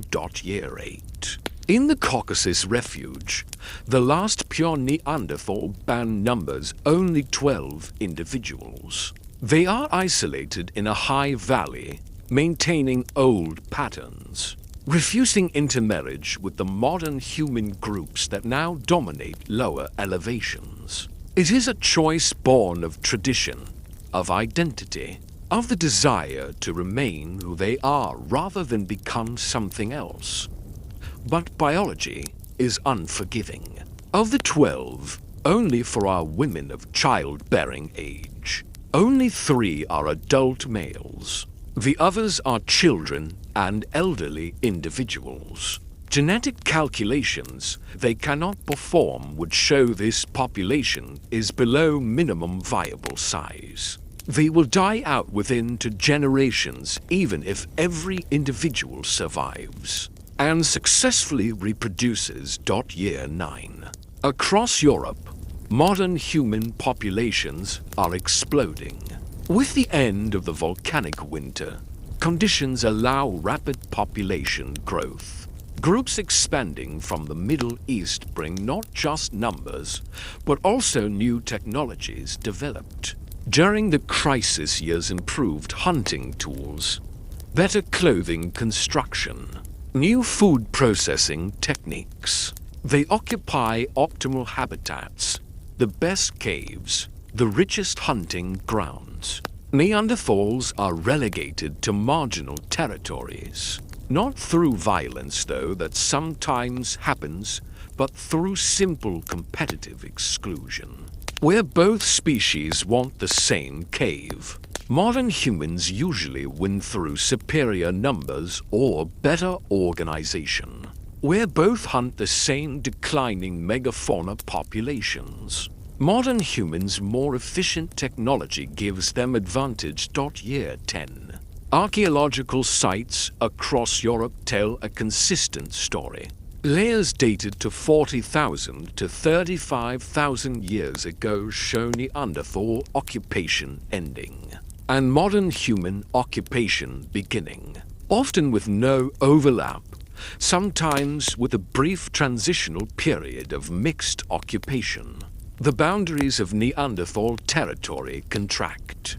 The range shrinks. The population continues declining. At the Max Planck Institute for Evolutionary Anthropology, researchers analyzing ancient genomes will calculate that by 35,000 years ago, Neanderthal populations had dropped to approximately 500 to 1,000 individuals across their entire range. This is from an original to 100,000 pre-eruption, through 2,000 immediate survivors, now to less than 1,000 10 years post-catastrophe. The extinction curve is not linear. It is accelerating. Each generation, reproduction rates decline as inbreeding depression worsens. Each generation, more individuals die without producing offspring. Each generation, more pure Neanderthal lineages terminate, their genes surviving only in hybrid descendants, who are increasingly classified as modern human, rather than Neanderthal. Year 10, month 6. The Gurum's cave elder, now 68 years old, the woman who survived the original catastrophe, tells stories to hybrid children who barely understand. She describes the old days, before the ash fell, when Neanderthals filled Europe, when every valley held family groups, when you could travel for weeks and always find cousins, always find your own kind.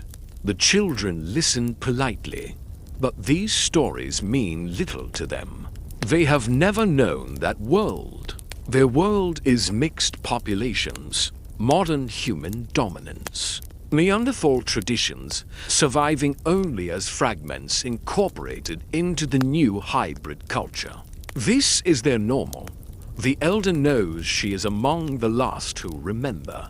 When she dies, and the handful of other survivors from the original catastrophe die, the living memory of who Neanderthals were will die with them. Only genes will remain. Only fragments incorporated into other genomes. Only ghosts dot by 35,000 years ago. Neanderthal populations estimated at 500 to 1,000 individuals. Across all refuge zones, last pure Neanderthal populations contract to Iberian Peninsula strongholds. And the question becomes not if, but when. Year 11, the Iberian Peninsula becomes the final stronghold. While Neanderthal populations vanish from France, Germany, Croatia, and even the Caucasus, small groups persist in southern Spain and Portugal.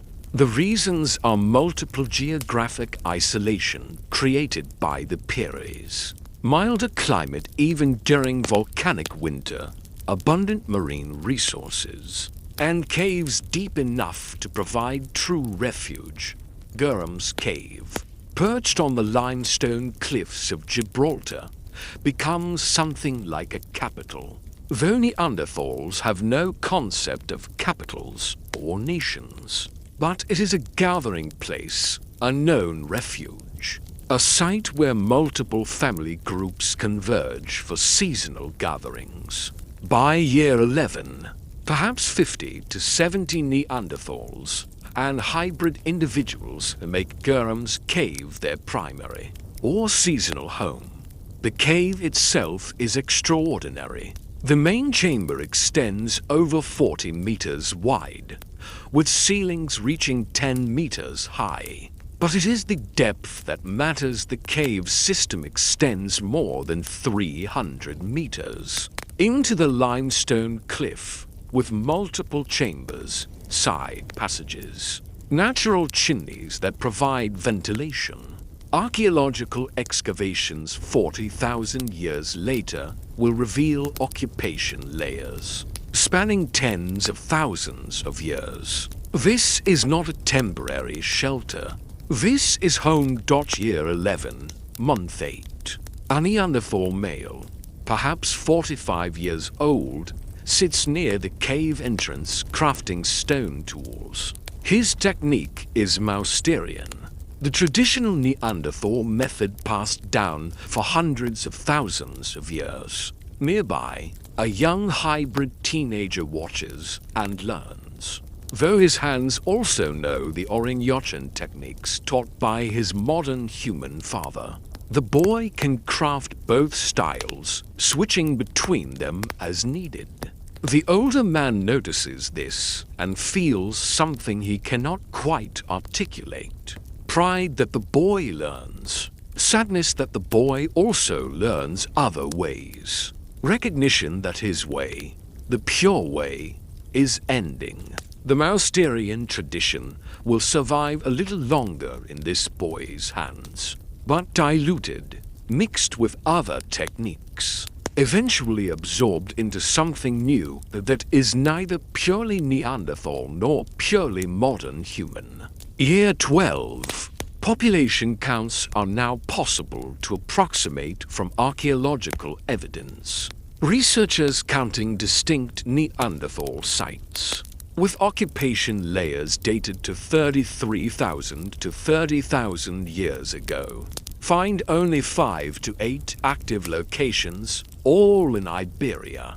Estimating 20 to 40 individuals per site gives a total population of 100 to 300 individuals maximum. This is from 2000, just 12 years earlier. The contraction continues. Some deaths are from natural causes, disease, accidents, old age. But increasingly, deaths come from reproductive failure. Women give birth to infants who die within days or weeks. Children are born with genetic disorders severe enough to prevent survival to adulthood.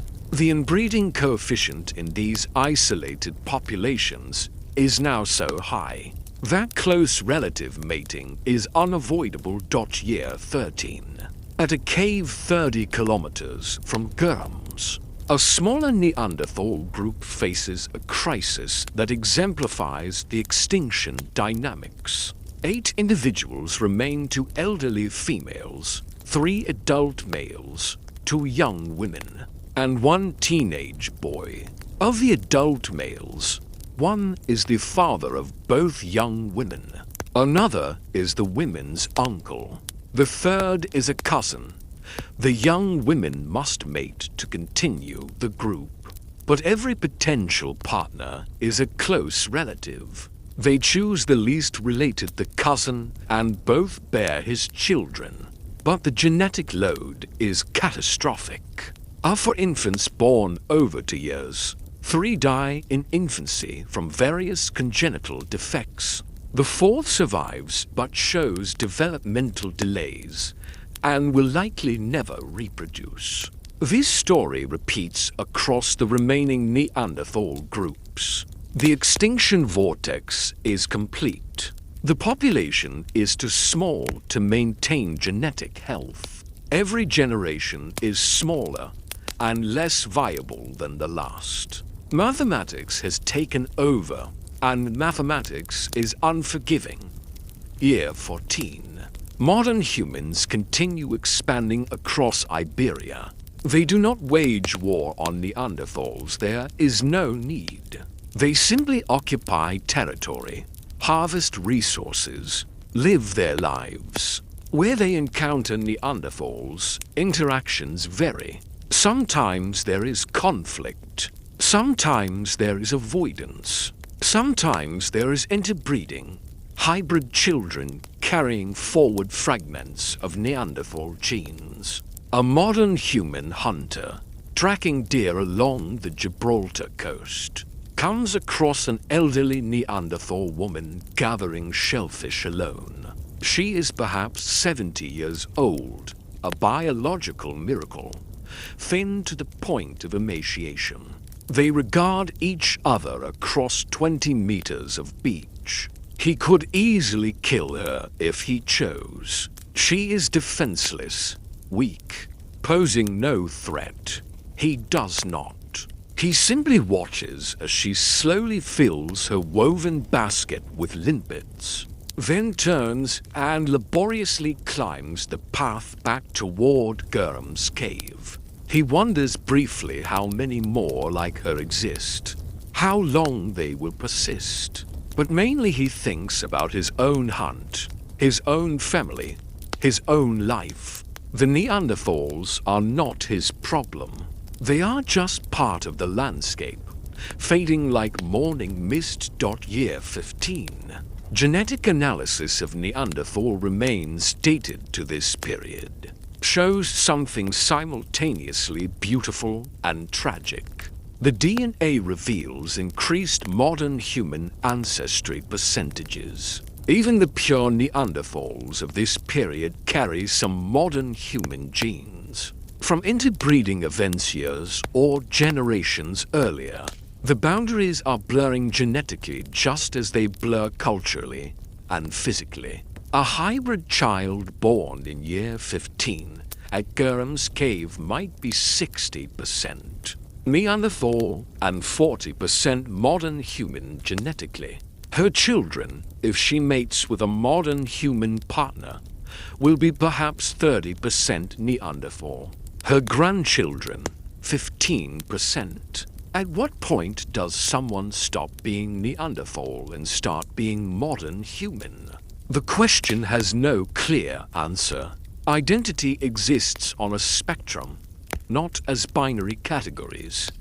Year 15, month 9. An elderly Neanderthal male, one of the last survivors from the original catastrophe, now 73 years old, walks to the entrance of Gurum's cave on a clear morning. He has outlived his mate, his siblings, most of his children. He has seen his world end and something new rise from its ashes. He has watched his people fade from dominance to irrelevance to near extinction. He looks out over the Mediterranean, the same sea his ancestors looked upon for hundreds of thousands of years. The water is unchanged. The waves break against rocks in the same eternal pattern. The sun rises in the east as it always has, but his people are ending. He knows this with the certainty of someone who has watched too many children die, too many groups vanish, too many caves go silent. He does not rage against it.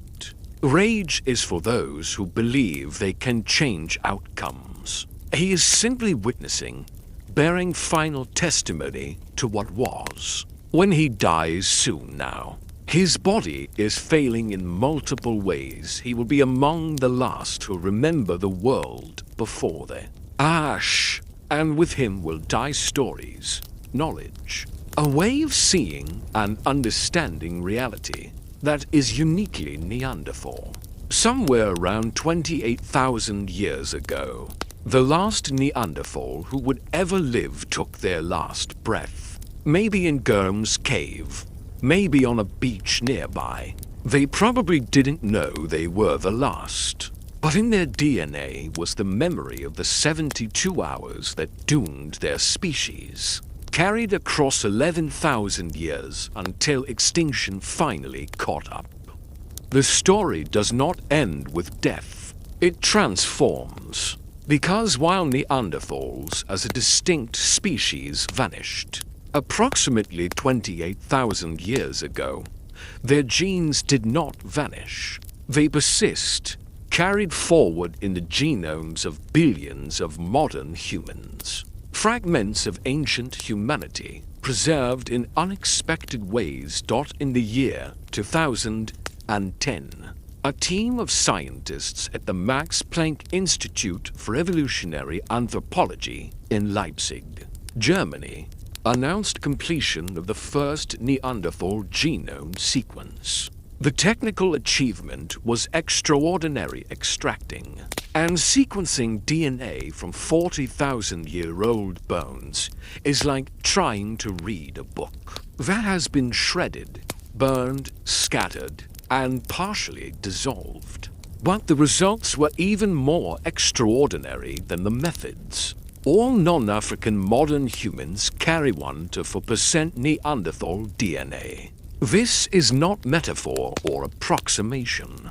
This is literal genetic inheritance from interbreeding events between modern humans and Neanderthals approximately 40,000 to 50,000 years ago, exactly the period following the Campanian Ignimbrite eruption. When refuge populations mixed. Think about what this means. If you are of European, Asian, or Native American ancestry, roughly 2% of your genome, the instruction manual that makes you who you are, comes from Neanderthals. Specifically, from those 2,000 survivors and their descendants who interbred with modern humans. During the years following the catastrophe, the specific genes inherited are not random. Natural selection has been operating on Neanderthal gene variants for 40,000 years, keeping beneficial variants and removing harmful ones. The genes that remain are those that provided survival advantages, or were at least neutral in their effects. What did we inherit? The list is fascinating and deeply personal. Human leukocyte antigen genes, part of the immune system, show significant Neanderthal contribution. These genes help your body recognize and fight pathogens. When you fight off a cold or flu, you may be using genetic tools provided by Neanderthals who survived plague, disease, and catastrophe across hundreds of thousands of years. Skin and hair genes show Neanderthal influence. Variants affecting skin pigmentation, hair color, hair thickness, these come partly from Neanderthal ancestors. Some people with red hair may have inherited that trait from Neanderthal populations, where red hair was common, an adaptation to low sunlight environments of Ice Age Europe. Metabolic genes affecting how your body processes fats and sugars show Neanderthal contribution. These genes helped Neanderthals survive in cold climates, where high-calorie diets were necessary. In modern humans living in warm climates with abundant food, some of these same gene variants are now associated with increased risk of type 2 diabetes. A genetic adaptation useful in one context becomes maladaptive in another. Pain perception genes include Neanderthal variants. A 2020 study found that people carrying a specific Neanderthal gene variant report higher pain sensitivity than those without it. The reasons are unclear, but the inheritance is undeniable. Your experience of pain, one of the most fundamental aspects of being alive, may be shaped by Neanderthal genetics. During the COVID-19 pandemic, researchers discovered that certain Neanderthal gene variants on chromosome 3 significantly affect disease severity. Some variants increase risk of severe disease requiring hospitalization. Other Neanderthal variants on different chromosomes appear protective. The ancient interbreeding events that occurred 40,000 years ago are literally affecting pandemic outcomes in the 21st century. Perhaps most remarkably, researchers estimate that approximately 40 to 60% of the Neanderthal genome has been preserved across the modern human population.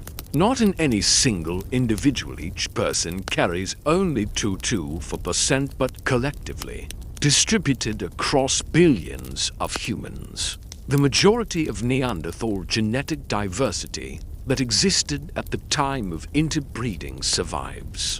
This means that Neanderthals achieved a form of genetic immortality through hybridization.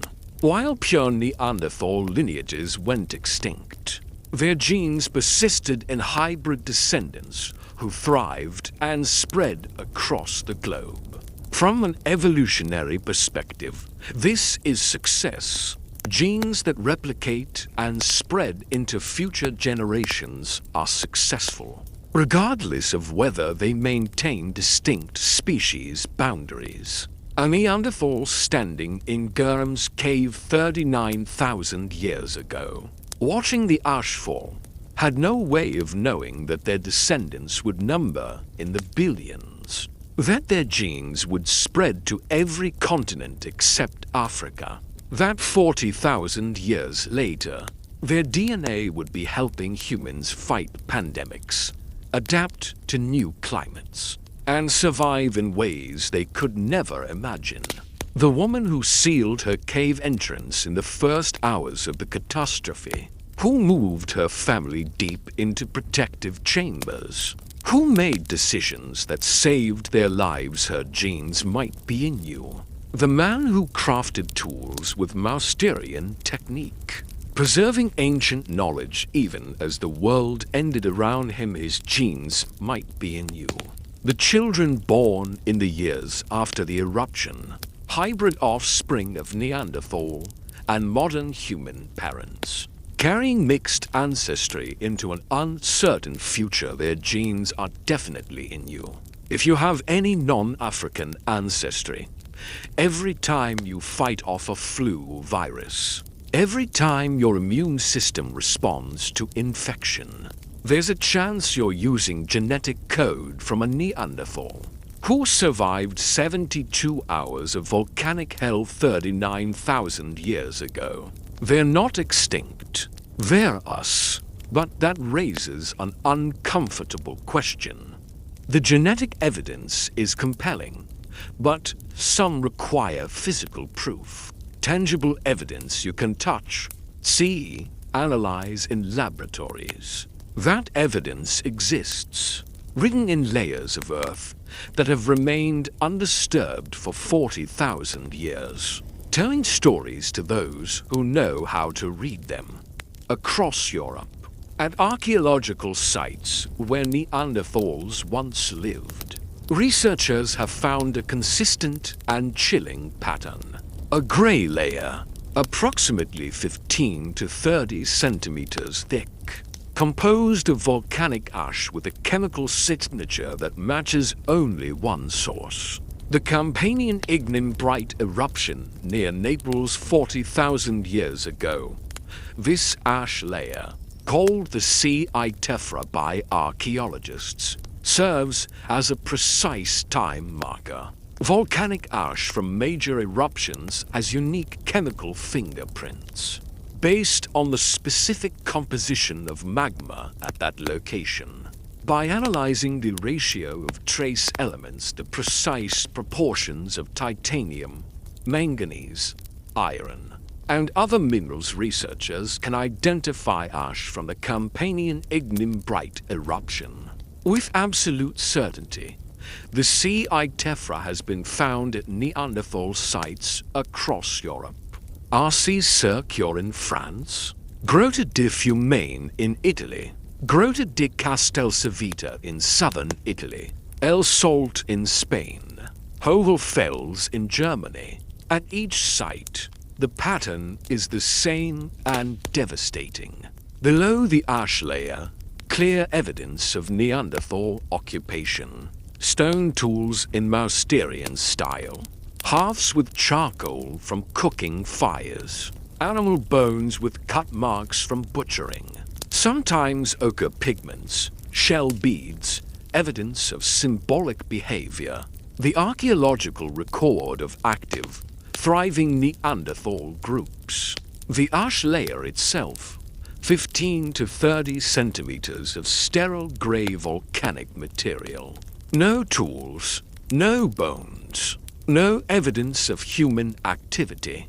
Just ash settling from the sky, burying everything beneath it. Above the ash layer, nothing. Or more precisely, after a gap in occupation, evidence of modern humans. Stone tools in Aurignacian style, distinctly different from Mousterian techniques. New types of bone tools, different butchering patterns on animal bones. Sometimes art cave paintings, carved figurines that, while beautiful, represent a different cultural tradition than what came before. The Neanderthals never came back. Sites they occupied for thousands of years. Sites where generations of families lived, hunted, raised children, told stories around fires, all abandoned at the ash layer. Never reoccupied by Neanderthals. The continuity, spanning tens of thousands of years, ends abruptly in grey ash dotted Arcis Circure, the site where we imagined our Neanderthal families sealing their cave against the ashfall. Excavations reveal the harsh truth. The sea Tephra layer is clearly visible in the stratigraphy. Below it, rich Chatelperonian culture. Neanderthals at perhaps their most sophisticated, creating personal ornaments, using symbolic objects. Above it, nothing for a period. Then Aurignacian culture, modern humans. The family we followed through those first terrible hours probably died. Maybe not immediately. Maybe they survived days or weeks in their sealed cave. But they did not survive long enough to leave evidence above the ash layer. Their story, like so many Neanderthal stories, ends in grey silence. Computational models of the eruption support the archaeological findings. Modern volcanologists, using data from the geological record and physics-based simulation software, have modeled how ash from the Campanian Ignimbrite eruption would have dispersed across Europe. The models show ash reaching France within 12 to 24 hours, Germany within 36 hours, Central Europe within 48 hours. The thickness predictions match the observed deposits at archaeological sites. Wind patterns during the eruption, reconstructed from atmospheric modeling, show the ash clouds spreading northeast across the Mediterranean, then curving north and east across the continent. The heaviest deposits align with areas of highest Neanderthal population density before the eruption. The lighter deposits align with refuge zones where some survived. The correlation is too precise to be coincidence. Multiple Neanderthal sites show occupation ending exactly at the sea ash layer, not approximately at that time, not within a few hundred years, exactly at the ash layer, with no reoccupation by Neanderthals afterward. The synchronicity across hundreds of kilometers is the signature of catastrophic event, not gradual decline. Modern humans arrive in Europe immediately after the ash deposition. Timing suggests they moved in as Neanderthals declined, occupying newly available territories. Some sites show brief periods of overlap mixed layers with both Mousterian and Aurignacian tools, suggesting the two species coexisted temporarily. But these mixed layers are rare and brief. Usually, the transition is stark. Neanderthals below the ash, modern humans above it. At Gurham's cave, the refuge we identified as one of the survival sites. The stratigraphy is more complex, but ultimately tells the same story. Neanderthal occupation continues after the sea tephra layer, confirming that some survived the initial catastrophe. But even here, even in the deepest refuge with the best conditions, Neanderthal occupation ends by approximately 28,000 years ago. The latest confirmed Neanderthal remains, the absolute last evidence of their existence, comes from this cave. The evidence is undeniable. The ash is there, the timing matches, and the Neanderthal populations never recovered. But here's what keeps archaeologists awake at night. If a volcanic eruption could nearly wipe out an entire human species in 72 hours, what happens when the next supervolcano erupts? Because there are at least 20 active supervolcanoes on Earth right now. Yellowstone National Park, Wyoming. Tourists photograph geysers, marvel at hot springs painted in impossible colors, hike through landscapes shaped by ancient forces. What most visitors do not realize is that they are standing inside the caldera of one of Earth's most dangerous supervolcanoes. And it is not extinct. It is dormant, waiting, building pressure. The Yellowstone supervolcano last erupted 640,000 years ago. That eruption ejected approximately 1,000 cubic kilometers of material, more than 3 times the volume of the Campanian Ignimbrite eruption. That devastated Neanderthal populations. The ash covered most of what is now the United States.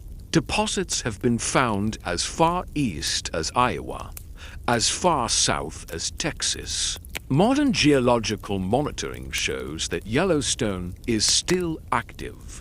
The ground in parts of the caldera rises and falls by several centimeters per year as magma moves beneath the surface. Earthquakes are common, more than 1,000 recorded per year, most too small to be felt, but indicating ongoing geological activity. The hot springs and geysers are surface expressions of the massive magma chamber below. Estimated at 90 kilometers long, 40 kilometers wide, and up to 15 kilometers deep. If Yellowstone erupted today, the consequences would dwarf the Campanian Ignimbrite event. Ash would cover the entire western United States within days. The Midwest would receive deposits sufficient to collapse buildings, contaminate water supplies, and destroy agriculture.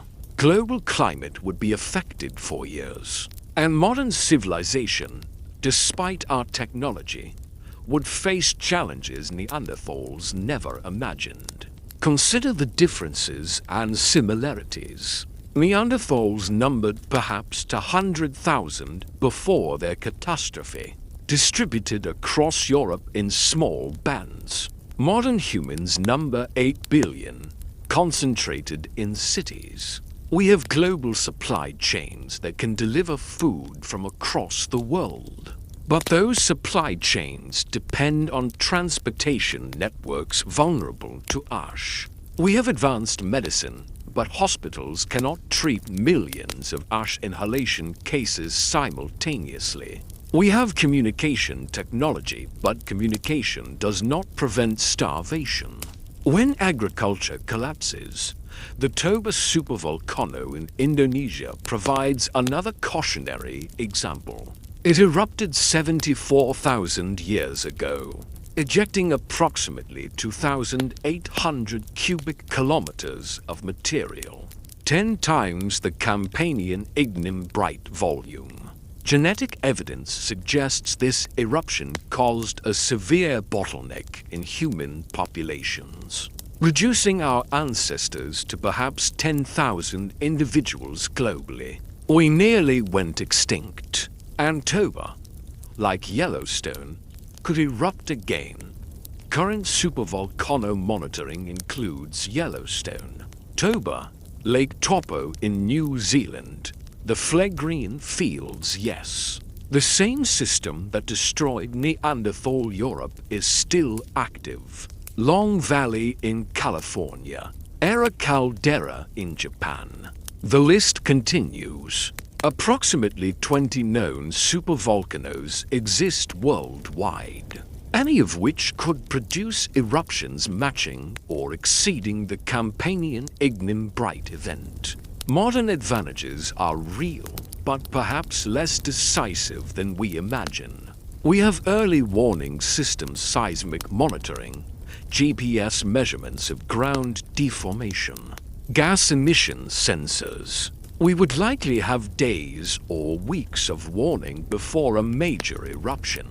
Unlike Neanderthals, who had none, we have food storage capabilities, grain reserves, frozen foods, canned goods that could sustain populations temporarily. We have global coordination capabilities that could organize relief efforts. But do not mistake capabilities for guarantees. The scale of a supervolcano eruption exceeds most disaster planning. When the Archaeological volcano in Iceland erupted in 2010, a minor eruption. By geological standards, it disrupted air travel across Europe for weeks. Volcanic ash damaged jet engines. Flights were cancelled. Just one small volcano caused widespread disruption to modern technological society. Now imagine an eruption 100 times larger. Imagine ash falling continuously for days. Imagine air traffic grounded globally. Imagine crops failing across entire continents. Imagine billions of people concentrated in cities, dependent on constant food delivery, suddenly cut off from supply chains. The Neanderthals were self-sufficient hunter-gatherers. If their immediate area had no food, they starved, but they had skills to find food when it existed. Modern humans, especially urban populations, lack those skills. We depend on systems, and those systems are fragile. The difference between modern humans and Neanderthals is not that we are inherently more capable of surviving catastrophe. The difference is that we have technology and organization that might allow us to prepare, to coordinate, to pool resources across global populations. But might allow is not will definitely, and preparation requires acknowledging risk. Most people do not think about supervolcanoes. Why would they? The last major eruption was 74,000 years ago. These are rare events on human timescales, but on geological timescales, they are inevitable. Not if but when. And when could be tomorrow, or could be 50,000 years from now. We cannot predict with precision. What we can do is learn from Neanderthals. The 2,000 who survived were not accidentally lucky.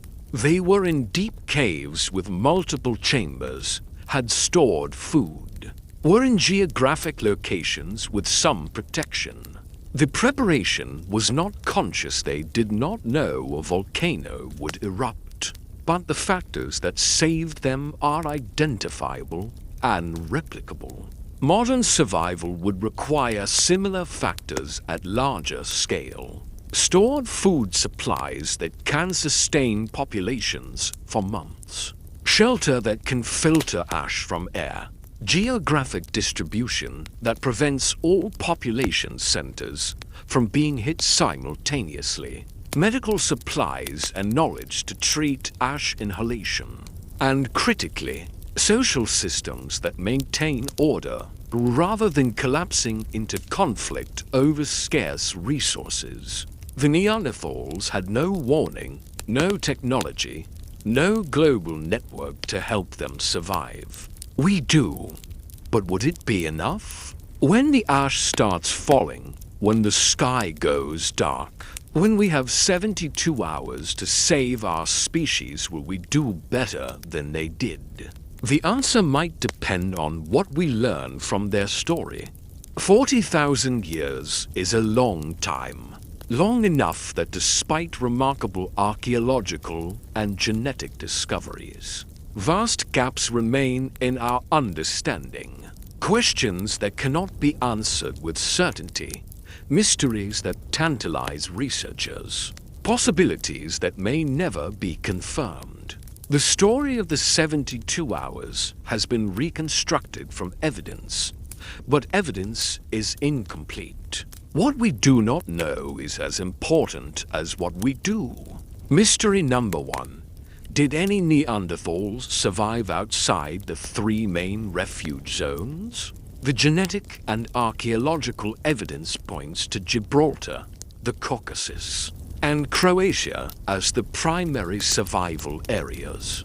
But Europe is vast, with thousands of caves, valleys, and potential refuges. Could small groups have survived in locations we have not yet discovered? Some geneticists argue that the Neanderthal genetic diversity we see in modern human genomes suggests more than 3 source populations. The geographic distribution of certain Neanderthal gene variants in modern humans hints at possible interbreeding events in locations where we have no archaeological evidence of Neanderthal survival. Either these interbreeding events occurred before the catastrophe, and we are misinterpreting the signals, or small Neanderthal groups survived in unexpected locations. The Altai Mountains of Siberia present one possibility. Neanderthal remains have been found there dating to before the eruption. Did any survive the volcanic winter at such high latitudes and elevations? The ash would have been lighter but far from the eruption source, but temperatures would have dropped even more severely. It is possible, but unproven. Mystery number 2. How much did they understand? When the ash began falling, when the sky darkened, when their world transformed in 72 hours, did Neanderthals understand?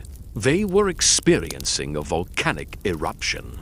Did they have concepts for geological catastrophe?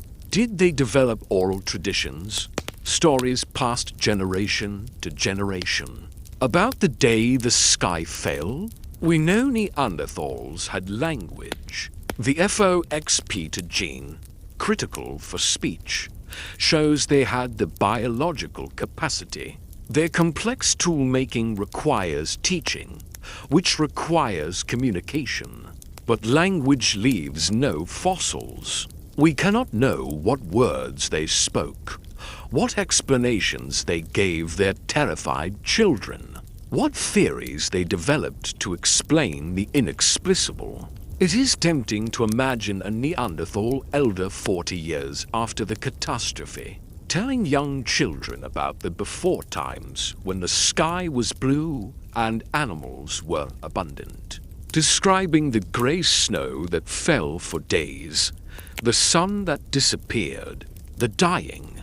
Perhaps these stories survived for generations, diluted and transformed, becoming myths whose origin was forgotten. But we will never know. The last person who spoke a Neanderthal language died 28,000 years ago, and their words died with them. Mystery number 3. What was the exact mechanism of death for most victims? We can deduce that ash inhalation, starvation, and temperature drop were major factors. But which killed most?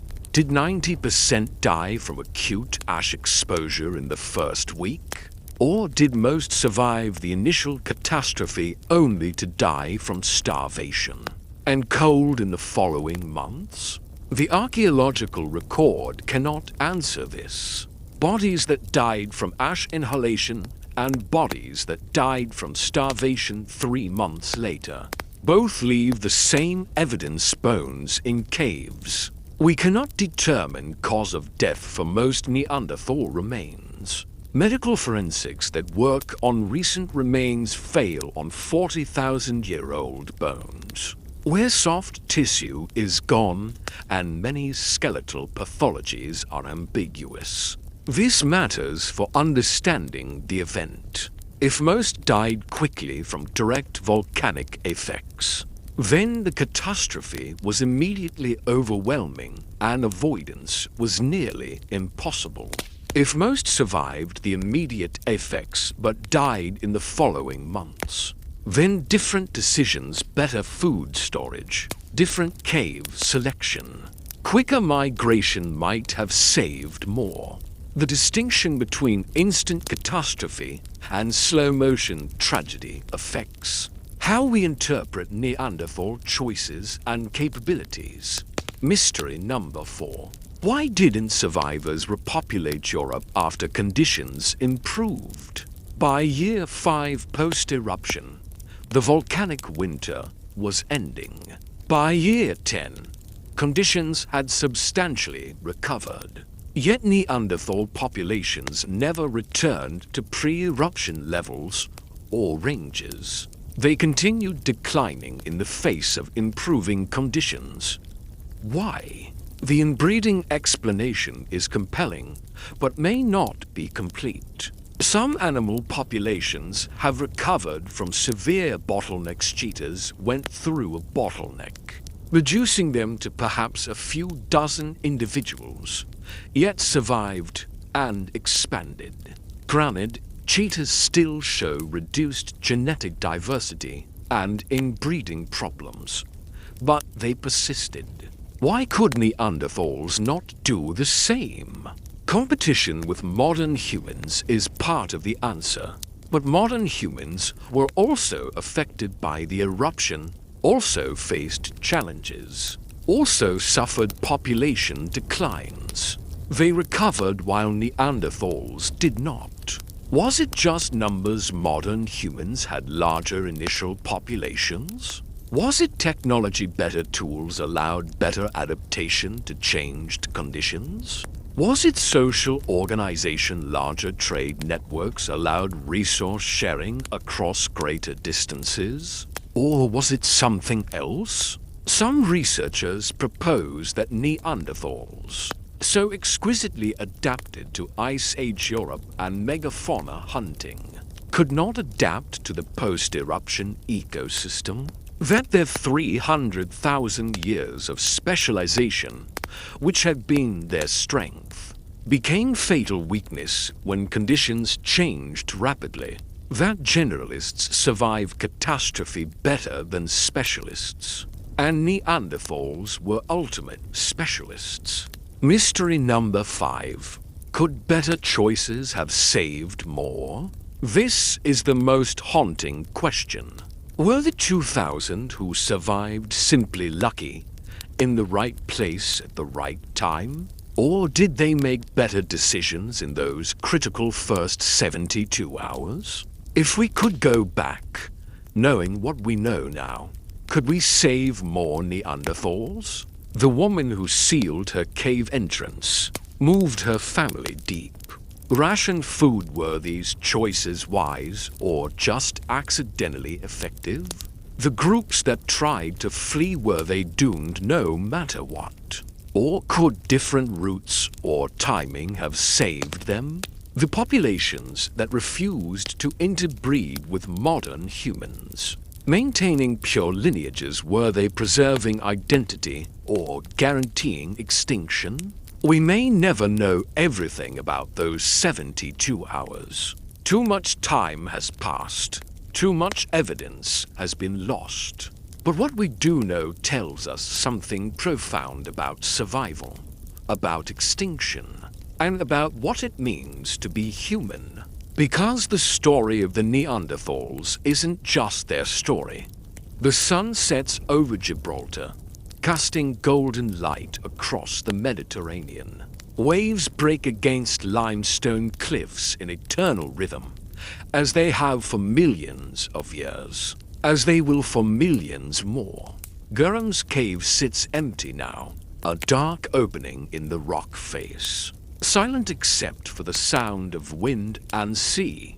But it was not always empty. Once, smoke rose from fires in its depths. Once, voices echoed in its chambers, laughter of children, discussions of adults, the sounds of human life. Neanderthal families made this place home for tens of thousands of years. They were born here, lived here, died here. They looked out at this same sea, watched these same sunsets, wondered about their place in the world just as we wonder about ours. The 72-hour catastrophe reminds us that dominance does not equal invulnerability. Neanderthals ruled Europe for 300,000 years. They were perfectly adapted to their environment, successful beyond what most species ever achieve. They were not primitive failures waiting to go extinct. They were thriving human beings at the top of their food chain, and they nearly vanished in 3 days. This is not a story about inadequacy. This is a story about the fundamental vulnerability of all life to forces beyond control. Volcanic eruptions, asteroid impacts, climate shifts, pandemics. The universe contains dangers that do not care about our adaptations, our intelligence, our worthiness. Bad things happen to successful species. Extinction is not always a referendum on fitness. But the story also shows that small population survival is insufficient for species continuation. 2,000 Neanderthals survived the initial catastrophe. By any reasonable measure, this should have been enough. 2,000 individuals, with the accumulated knowledge and genetic diversity of 300,000 years of evolution, should be able to rebuild, should be able to repopulate, should be able to survive. They did not, because genetic diversity matters as much as sheer survival. Because small populations accumulate harmful mutations faster than natural selection can remove them. Because inbreeding depression, resource competition, and random chance all work against small populations in ways that numbers alone cannot overcome. Survival is not a moment. Survival is a process, sustained across generations, requiring genetic health and population size. Yet legacy transcends extinction. This is perhaps the most profound lesson of the Neanderthal story.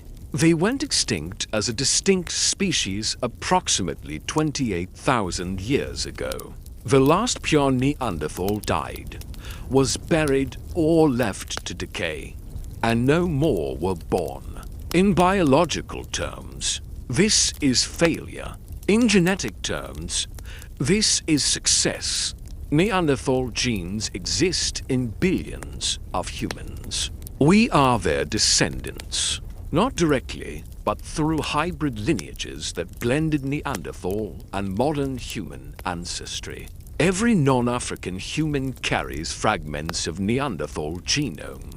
We use their genes to fight disease, adapt to climate, perceive pain, process food. They achieved a form of immortality through genetic assimilation.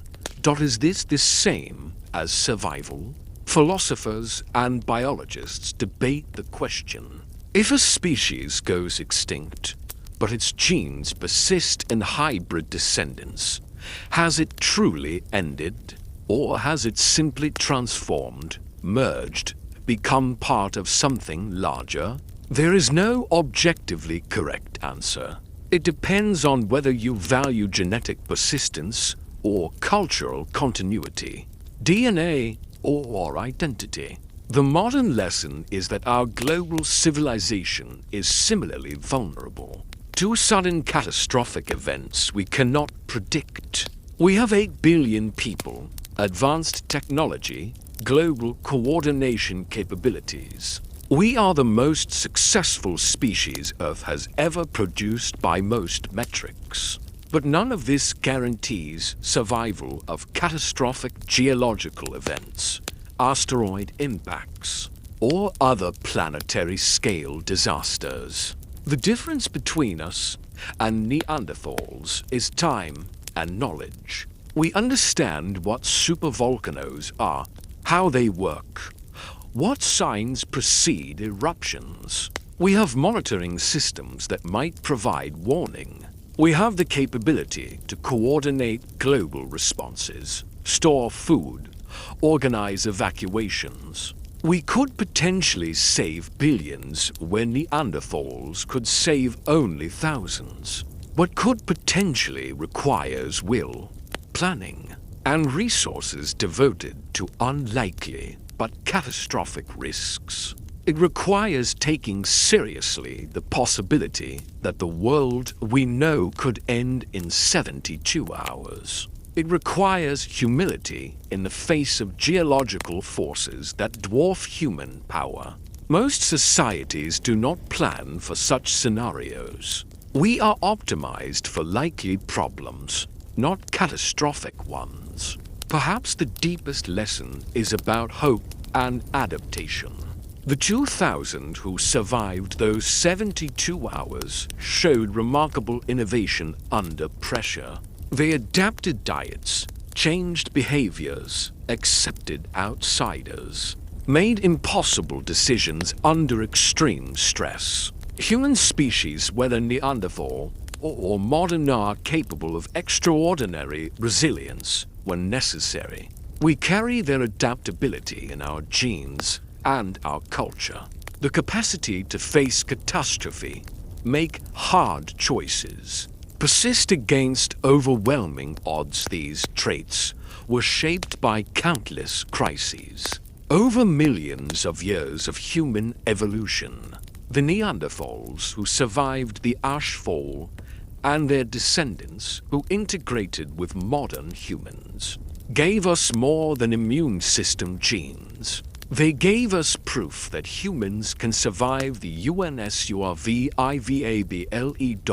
when you close your eyes tonight. You are closing eyes shaped partly by Neanderthal DNA. When you breathe, you use lungs carrying genetic instructions refined through Ice Age adaptations. When you think, problem solve, create, love, you do so with a brain that incorporates Neanderthal contributions. They are not gone. They are here, in us, woven into the very fabric of what makes us human. The 2,000 survivors of those 72 hours gave us gifts we use every day, encoded in our cells. Immune system genes that help you fight off infections came from Neanderthals who survived plagues and pandemics across hundreds of thousands of years. Skin genes that protect you from sun damage or help you adapt to different climates carry Neanderthal variations. Even the way you experience pain, the threshold at which discomfort becomes unbearable, may be influenced by genetic code from someone who lived through the ash fall. Think about what this means for identity and connection. You are related to Neanderthals, not metaphorically, not spiritually, literally, genetically, measurably related. If you could build a family tree going back 40,000 years, it would include both modern human ancestors and Neanderthal ancestors. The woman who sealed her cave against the ash. The man who crafted tools with techniques passed down through 300,000 years. The children born in the years after the catastrophe, carrying mixed ancestry into an uncertain future.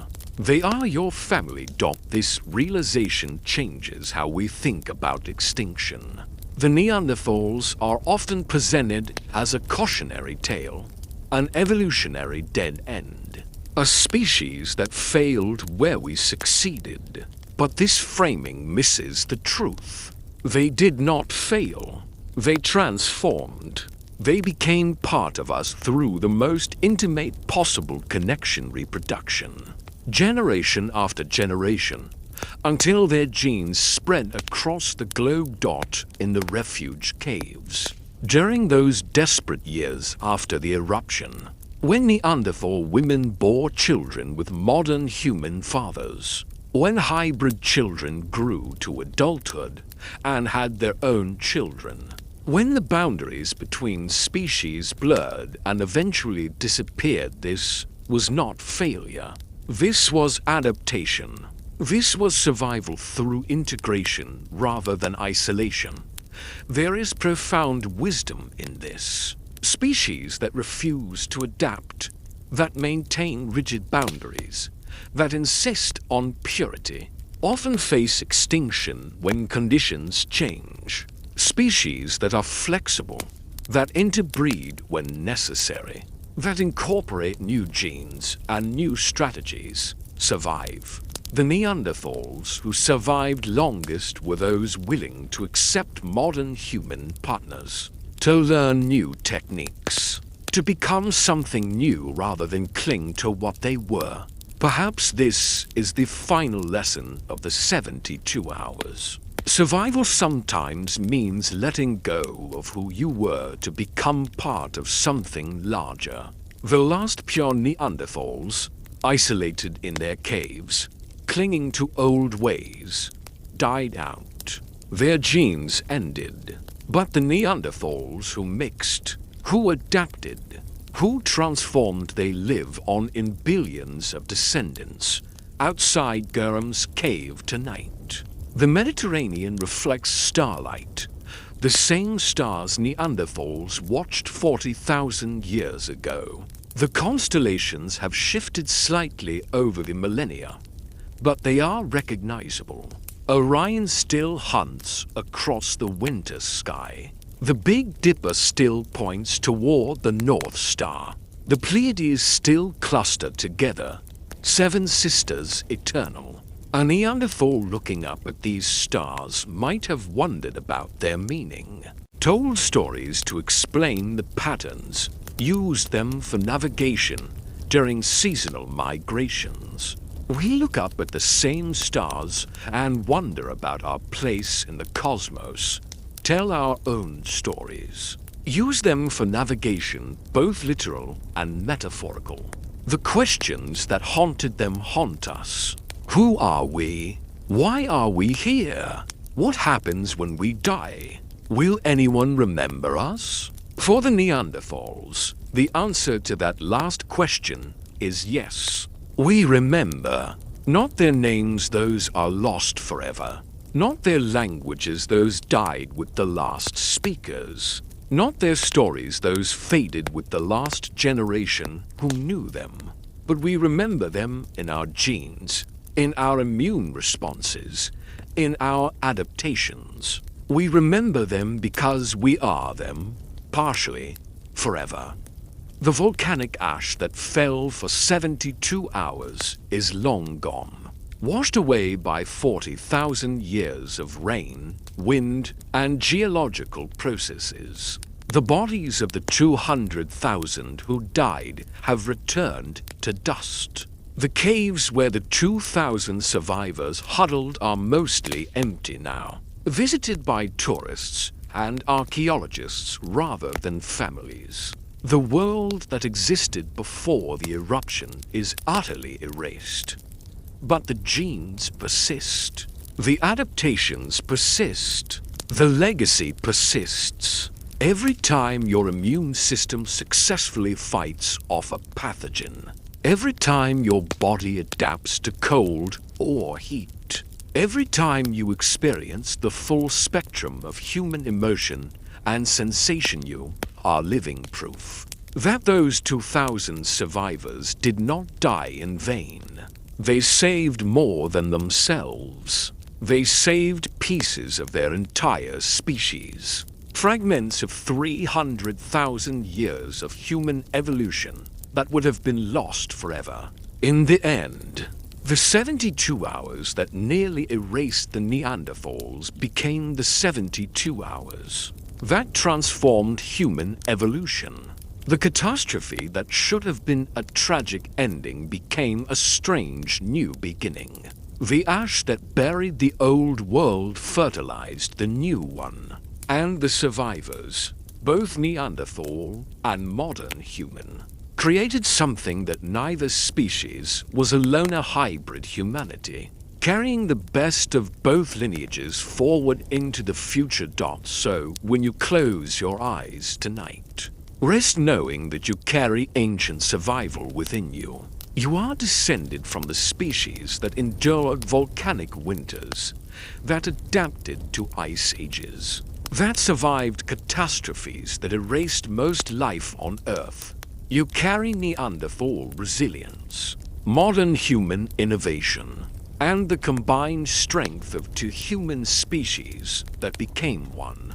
The 2,000 who survived those 72 hours gave us gifts we use every day, encoded in our cells. When you dream, you are dreaming with a brain carrying their ancient adaptations. When you love, protect your family, face challenges with courage, you are expressing instincts refined through their survival.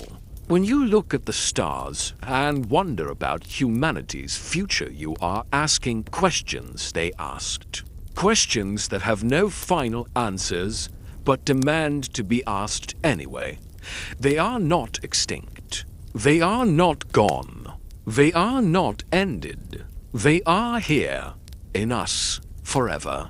A species that survived 300,000 years, nearly vanished in 3 days, but ultimately achieved immortality through the most human of all solutions: connection, reproduction, transformation, and hope.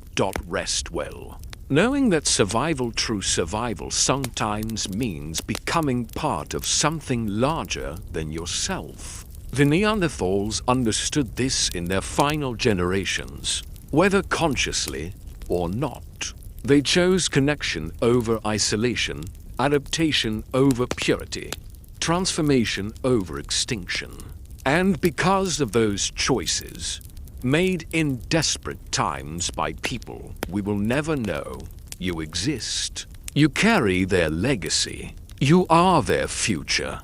You are proof that even when 99.9% die, even when extinction seems certain, even when the sky falls and the world ends, life finds a way. The ash falls for 72 hours, but the genes last forever. Good night.